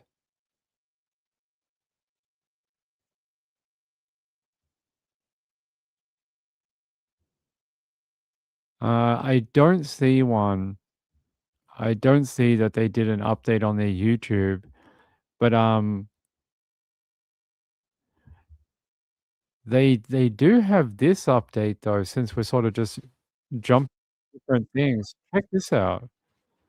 This is always creepy when we see these type of things. A Prowler in LA. Let's look at this. The windows of young women. Good evening. This is the news at 5:30. I'm Micah Ullman. And hi there, I'm Courtney Frail. Cher has the evening off. Investigators say the alleged peeping Tom targeted UC Riverside's female students. KTLA Shelby Nelson live in Riverside, where detectives are looking for more victims. Shelby.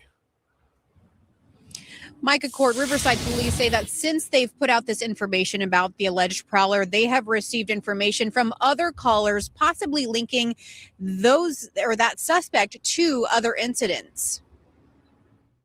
You can never let your guard down. I don't care where you live. Because as safe as residents would say this Riverside neighborhood is, it doesn't mean they're immune. In fact, it's this very neighborhood where an alleged prowler is accused of peeping into the windows of this home where several college students live. They're students, and this did not look like a student. You could tell he was definitely an older gentleman.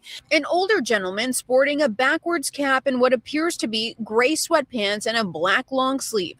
The night of February 2nd, Jessica Andrade was sitting in her car outside her house, ready to run a few errands at night. I see a gentleman coming from the right from the girls' area, whether it would be the girls or the house after, and just walking over. And I was like, he doesn't look familiar. But then again, she's seen people come and go at this house before. Jessica didn't think anything of it until she learned that someone that same night was reported to authorities peeping in the girls' windows. Another neighbor who didn't want to appear on camera says the man tried opening a door on the side of the house. I feel really bad because when the girls were telling me what had happened, they're scared. Riverside police arrested 49-year-old Robert Clement Rincon, and they believe he's done this before. Rincon is accused in a similar incident from November. Police say both times he was allegedly targeting young female UC Riverside students. In this case, the nearest intersection is Watkins Drive and Mount Vernon. What a creep to prowl around a house that is known for having, young college girls in it from UC. And this guy being known to authorities, these kind of cases really concern me. The fact that the Riverside PD know this guy, he's known to authorities, it worries me. Like, seems kind of harmless right now, peeping Tom kind of guy. And then it's like in a year's time or 2 years' time, he goes and murders a house full of people. And everyone's like, oh, yeah, I think he was known to the police at one point. I think he was like a peeping Tom or something. And everyone's like, why did no one ever stop it? I don't know. I'm not sure. These kind of guys who do these type of like very petty sexual crimes, they escalate. And eventually he'll start acting out in a different way. And concerning if they're not going to take care of it now. And they just keep sort of releasing him into the public domain. Scary for the kids living there. Marlene said, this is just a start. He even tried to get in. Right. I reckon he will escalate his offending. And he'll end up being someone we read about on the news that committed some sort of, atrocious crime. There's his photo, by the way. I don't know. What do we do from here about it? I mean, it's so strange. He looks so different in that CCTV with the bowl cap. It shows you that sometimes those CCTV things don't always look like what you think they're going to look like. Trying to get in is the next escalation. It could be. Bob at him? Maybe. Yeah, this guy is, I think he's a problem. Like, you can't just be like, oh, he's the neighborhood peeping Tom. Don't worry about him. Johnny does that every now and then, comes around, tries to look at the girls in their bedrooms. Don't worry about him. He's harmless. Harmless until he kills someone. 9-year-old Robert Clement Rincon, and they believe he's done this before. Rincon is accused in a similar incident from November. Police say both times he was allegedly targeting young female UC Riverside students. In this case, the nearest intersection is Watkins Drive and Mount Vernon Avenue. It's just extremely disturbing. There's a high school right back here, and then obviously college. I mean, these are all minors or young adults. It's just another thing to keep an eye out for. And it's definitely not something that should be happening. It's definitely scary for women and all people. Jessica says the landlord has since put locks on her neighbor's gates and that everyone on their street is staying vigilant. That's what we do as neighbors, take care of each other. Now, Rincon was booked on several charges, but has since posted bail. The district attorney has not formally filed any charges just yet, but Riverside police say that they believe there are other victims out there. So anyone with information is asked to contact them. Reporting. Creepy. Really, really creepy. Yeah, of course he's done it before. I know. Marlene said they knew he was older than the girls. What is that called? Snow? No, snow dropping is when they take the underwear from the clothesline. That is snow dropping. That's the old word for it. Montana said white showing around the eyes is unusual, creepy. He does sort of have a creepy face, right? He sort of has that you're going to end up on ABC 2020 on a documentary somewhere type of face. That's what he has. I don't know. I hope they just deal with it. That's the thing. What's going on here?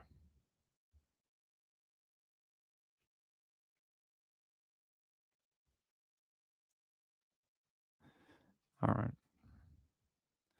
Let me get rid of that. All right, there we go. Creepy guy. Keep an eye out if you're in LA, if you're around the campus. Keep an eye out for that guy on your screen. What a creeper.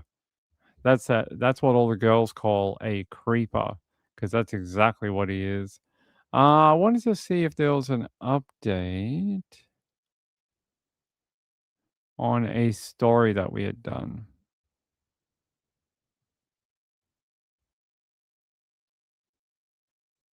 I don't think so.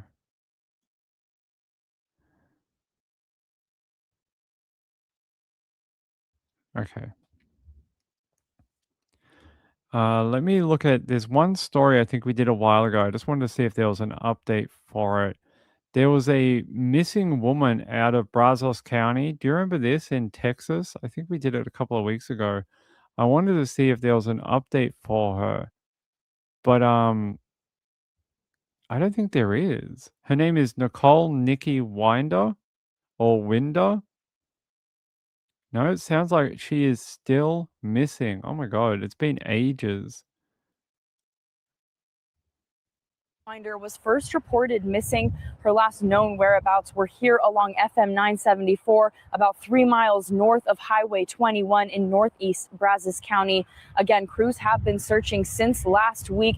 The Brazos County Sheriff's Office spent the weekend, along with assisting agencies, searching up and down FM 974, different properties. They had dogs, drones, and even a boat out here trying to find the 53-year-old who's described as 5'7", around 130 pounds, with blonde hair and green eyes. Yesterday, I stopped at a local gas station and saw her missing poster posted on the door. The community is still searching for answers for the 53-year-old's whereabouts, and anyone with information is strongly encouraged to reach out to the Brazos County Sheriff's Office. And while it's no longer a concentrated search party along FM 974, the Brazos County Sheriff's Office said that their searches have expanded into surrounding areas as they now focus on tracking down new leads. But again, anyone with information is strongly encouraged to contact the Brazos County Sheriff's Office. It's day 7. So they still have not been able to locate this woman out of Texas, and we're into day however many. I mean, she last seen February 25. There's her photo. Age 53 years of age, 5 feet 7 inches tall, 130 pounds. Was last seen around 3 p.m. on February 25 in the 19,000 block of FM 974 in Brazos County, Texas. She was last seen wearing a dark gray shirt, pink pants. Authority believes she may be in danger or seriously bodily injury. They found her 2025 Chevy truck with black rims was found on fire in the same area nearby, confirmed to be the result of arson. It's a bit strange. They find her car and it's on fire. I don't know. I don't know what to think about that. Someone abducted her, maybe? It's a bit strange, right? They're saying they located that 2025 white Chevrolet on an oil pad site off FM 974 north of Highway 21 after it had been torched. That's strange. Because, like, she wouldn't torch her own car, right? It would have to be someone doing that. There's that car, brand new 2025 Chevy truck. I want to know maybe, does she have any partner? Is there anyone, like anyone around her? I'm just trying to see if the county sheriff has any update on her at all. Nope, they are still saying she is missing. Yeah, no. The last update they had was before they found the vehicle last week, and that's the photo of the vehicle I gave you. They're now saying they're hoping that the public will call in and provide an update. Maybe that'll be the clue that they need, but other than that, no information. Just trying to see if there's any updates about it, but I'm not seeing one. I'll check one other place for you.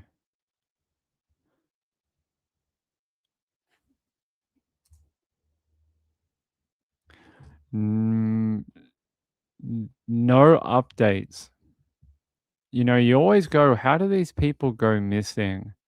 How is it possible that someone can just disappear and no one knows anything? Yeah, so they are still searching that area in the 19,000 block of FM 974. But that's it. That's the only update they have put out in the last week. So I don't know what to tell you. It's very strange. Ladies who go missing like this. It's what is the prior history? Does she have any prior history? Is there anyone that we should be focused on? Like it's very, very scant on details.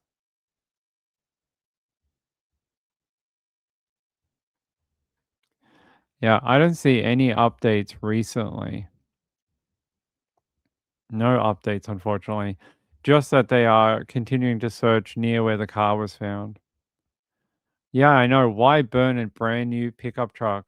And not far from where she was last seen too. Gayla said, serious bodily harm. Was there blood in the vehicle? As that is a strange comment. It is a bit odd. Gayla said partner, ex-partner. That's what I was thinking, but I haven't heard of any guy. Like no guy that she might have been with. No partner. Just that they believed the vehicle was the result of arson. Strange. Let me check one other place for an update.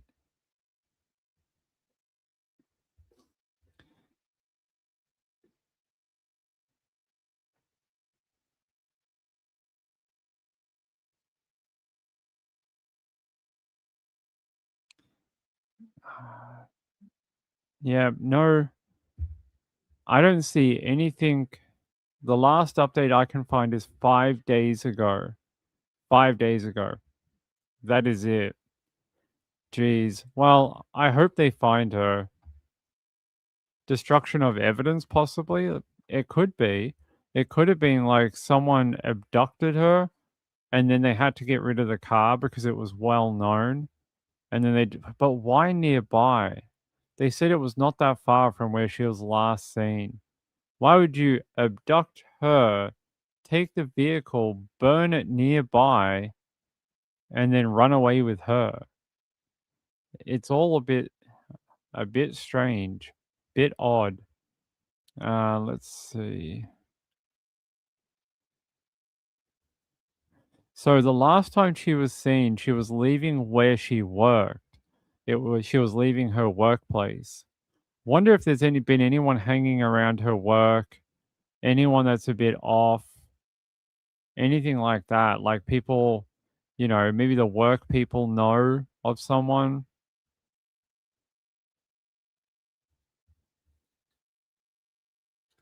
So they've issued a clear alert for her, not an amber alert, but they've issued a clear alert for her.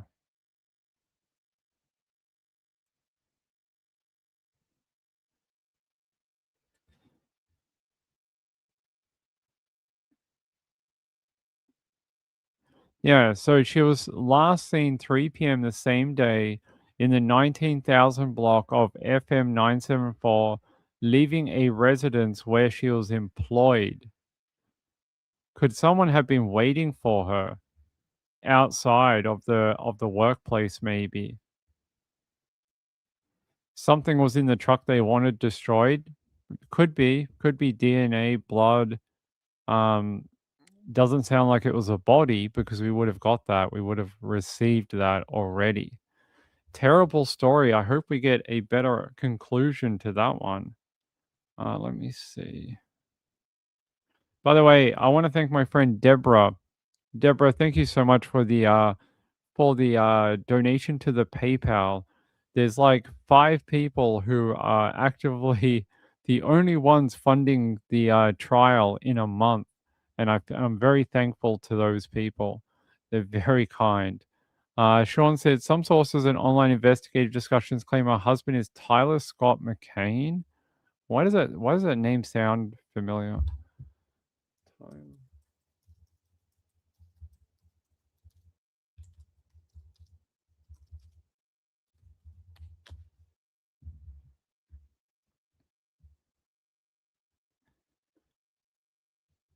There was a Tyler McCain, but he was accused of killing his wife, a different Nikki Cheng Say Lee McCain, and that was a while ago. I think they might be getting confused with those two Nikkis.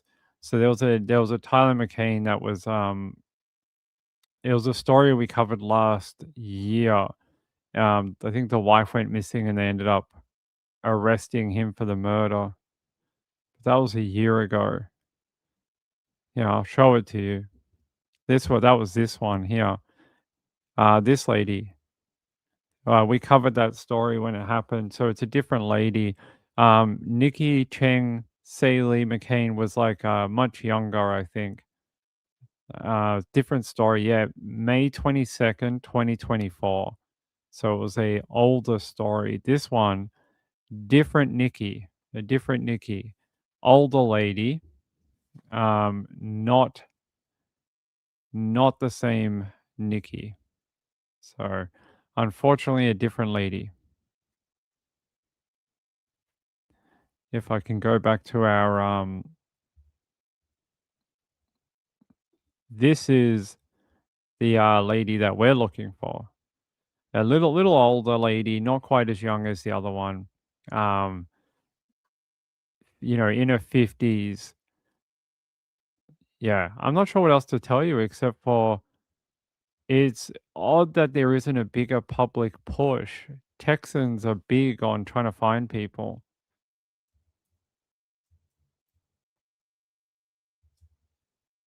Yeah, let me see if I can. Okay, we'll do it like that. Nicole.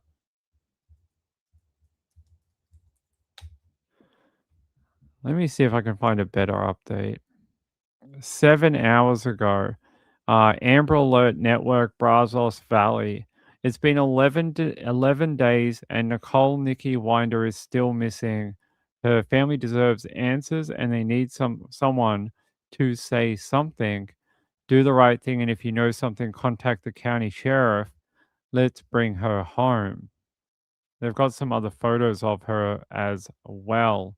Maybe people will spark the search. Looks like a typical homegrown Texan. Looks like a nice Texas woman. Let me have a look. Got a couple of other photos of her. There's another photo of her catching fish. I would like to know if there's any males in her life. That's what I would like to know. And I don't seem to have those answers, unfortunately. A bit of a photo of her dolled up. There's a different photo of her. So the various different looks of her. Thank you, my friend. I appreciate it. Sean said, for crying out loud, too many missing. Far too many people. Especially in Texas. I think we have a whole bunch. I don't know. I feel like we've got to have a lead. There's got to be someone who knows something about her place. Like, it's very specific. She left her place of work.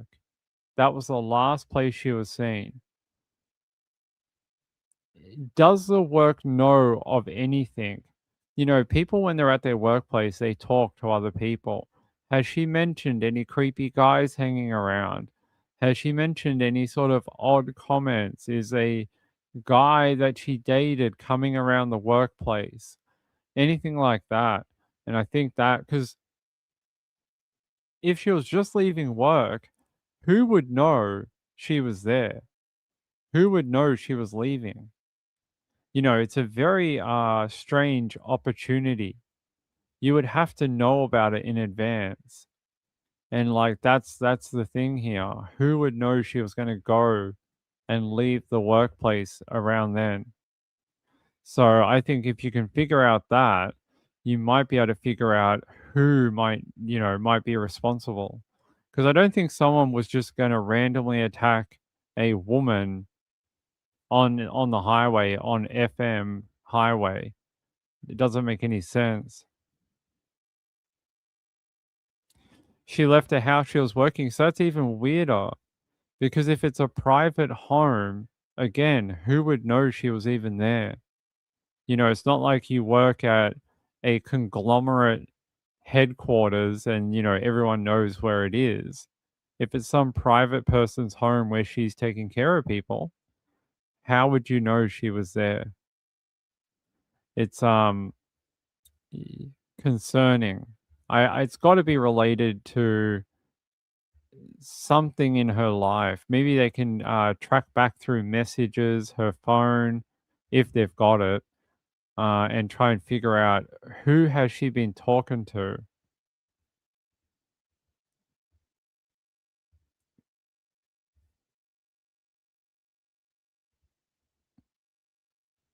Apparently, there's a little girl missing too. A little girl called Aviana, 11-year-old girl, Aviana. I don't know if she is still missing. Oh, no, she was found safe. Good. Hey, any missing little girls found safe? I'll take it. But yeah, I don't have anything else to give you about this particular woman. That I've given you all the information I have, and that's it. That's all there is. If I get more, I'll tell you. If anything, if they find her, if they arrest someone, I will let you know. But right now, she is just missing. Yeah, need more details. Very scant on the details. Quite observer said work colleagues or someone she communicate. I think so too. Married or ex? Don't know. I can't find anything based on her name. Actually, let me have a look. Nicole. Let me see if I can find her Facebook account. Where did she live? Texas, right? Let me see if I can find her in Texas.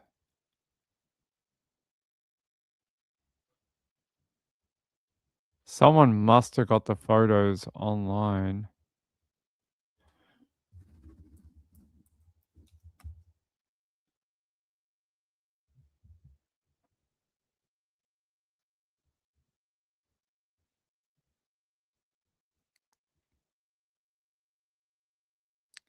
I don't see someone with that name. Oh, weird. Weird to not be able to find her on Facebook. Friend City, Texas. Oh wait, what was the town called again? What's the town? Is it Lubbock, Texas? Let's have a look. Brazos County. That's not going to help me. Let's see.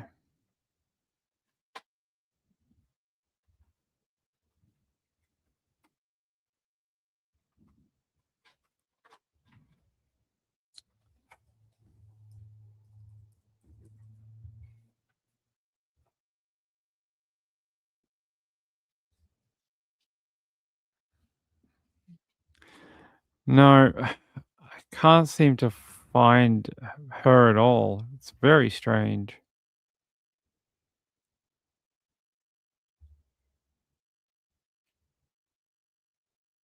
That is not her. That lady is from Washington. That doesn't make sense. Yeah, no Facebook account. No Facebook account. Strange. All right. Hey, I want to thank Cold Case Girl for being a member for 13 months and my friend Kim for being a member for 3 months. All the people who are members, by the way, to the people who support this channel, if you have sent in a super chat or something like that, in the next 2 weeks, you should start receiving a link. That link is for the trial, and you'll start, it's a chat room. You only have to open the link on your phone, and it'll take you to a chat room. You can put in a name. Please use your YouTube name so I know who you are. And that is where we will converse during the trial. So during the trial, during the day when I can't do a podcast, I'll provide some updates in the little chat room. And you guys can talk to each other and talk updates and things like that. But so during the trial, if you're someone who is a member, has done a super chat or has done a PayPal donation, you will get a link. The people who do the super chat, those ones we're still working out how to do and send out a link for. But the people who are members and the PayPal, we can just do it based off your details. So yeah. And then we'll do the podcast in the evening after court, and that's open to everyone. It's open to every single person. So this is just a little extra for the people who help out. So hey, I want to thank someone, but I don't want to give out their name. All right. Okay. I'm not going to give out your name, but I'm just going to say RMS. If your name has the letters RMS somewhere in it, I want to thank you. Thank you very much. I just saw that donation come through. You are very kind, very generous, and it is much appreciated. It is, yeah, very generous. Thank you. It'll help a lot. Yeah, there is a ring on her finger. It doesn't look like a wedding ring though, does it? It's hard to tell. The photo is so pixelated. Let's check we got another photo of her. The one where she's standing in the yeah. No ring on that hand. No ring on this hand either. Look. So no wedding band. So no wedding ring on either hand on this photo. So I would say that other ring you see is probably dress jewelry or, something she wears every day, or, something like that. Girls like to wear jewelry, but no ring on that hand. Oh, hey, Mountain Bee. That's you, my friend? Thank you so much. I appreciate it. You are very kind, my sweet friend. Good to see you in the chat again. Thank you very much. I hope I made it vague enough for you. Hope I made it vague enough for you. Brazos? Yeah, Brazos County. Brazos County. Yeah. Brazos County in Texas. It will probably be not far from, I'd say Houston? College Station. Okay. College Station. I'll show you. This is Brazos County here. Go away. There we go. Let's zoom out. So it's right here, this little red patch. There's Austin, there's Houston. So it's, what would you call it? It's like northwest of Houston. And College Station is probably the big town here. College Station.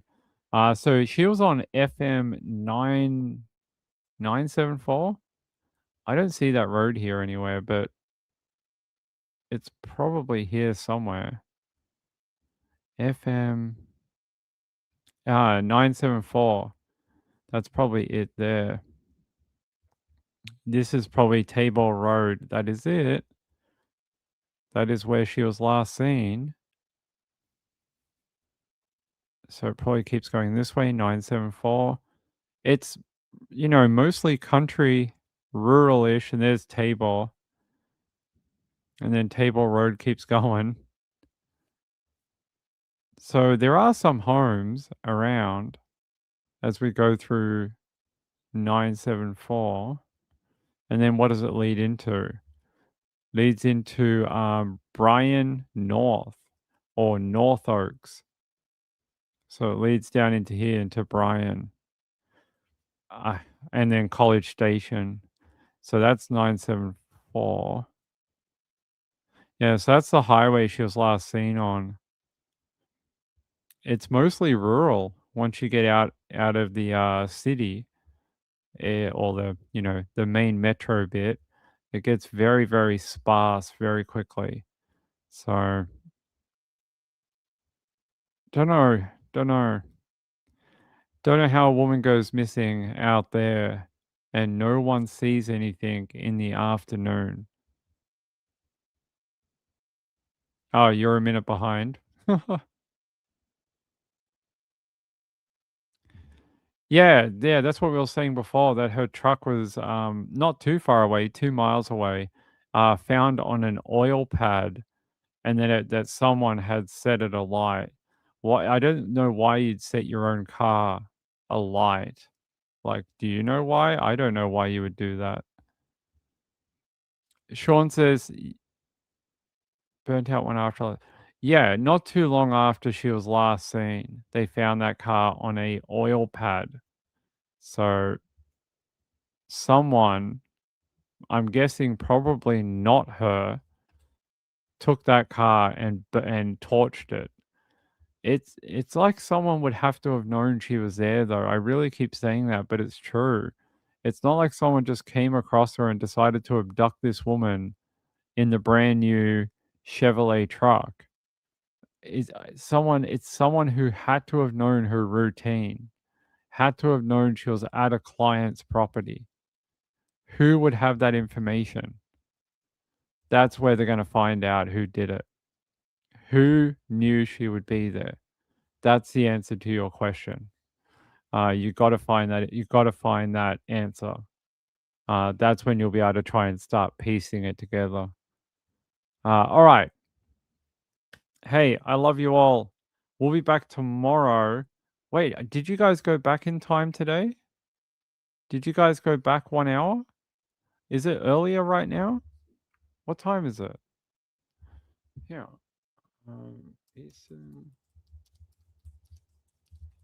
What time is it for you guys right now? 1:50 a.m. That doesn't sound right. That doesn't sound right. If we started at 2:30, that means it would have been midnight. And Trish starts at 10:30.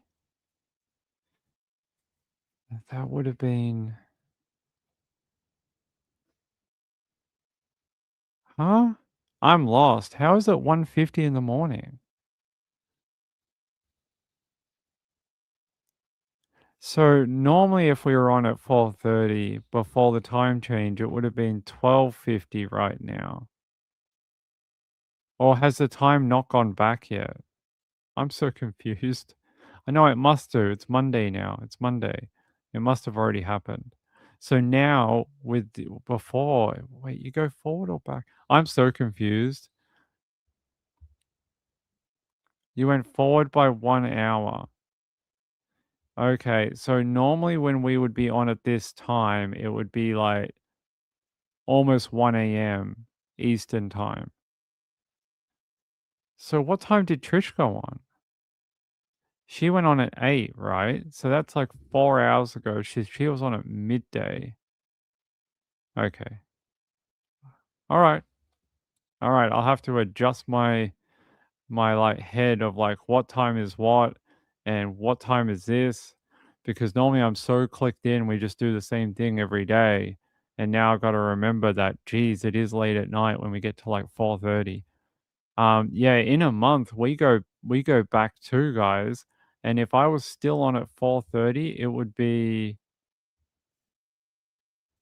2:30 in the morning for you guys. So it's all getting moved around, unfortunately. You sprang ahead 1 hour. Damn. I thought I was coming on early at 10:30. I thought I was coming on at 10:30, but I must have come on at 11:30. Oh, we could have come on like an hour earlier. Damn. Gail said end of the month I go forward also. Yeah, me too. In first weekend in April. First weekend in April we come off daylight savings. All right, let me get out of here. Hey, I love you guys very much. I will sort out the time zone thing for tomorrow and what time we'll be on, and then we'll be back here tomorrow. All right. Thank you very much. Hey, thanks to these people for being members. Cold Case Girl, Kim, and then the 2 people who sent in donations tonight, Sean, Deborah, and Mountain Bee. Mountain Bee, thank you so much, you guys. You guys are so sweet. I appreciate it. Like I said, every dollar right now is going to that trial, because I just remember from last year how much money we poured through. And that's not to say I rely on my viewers to fund it.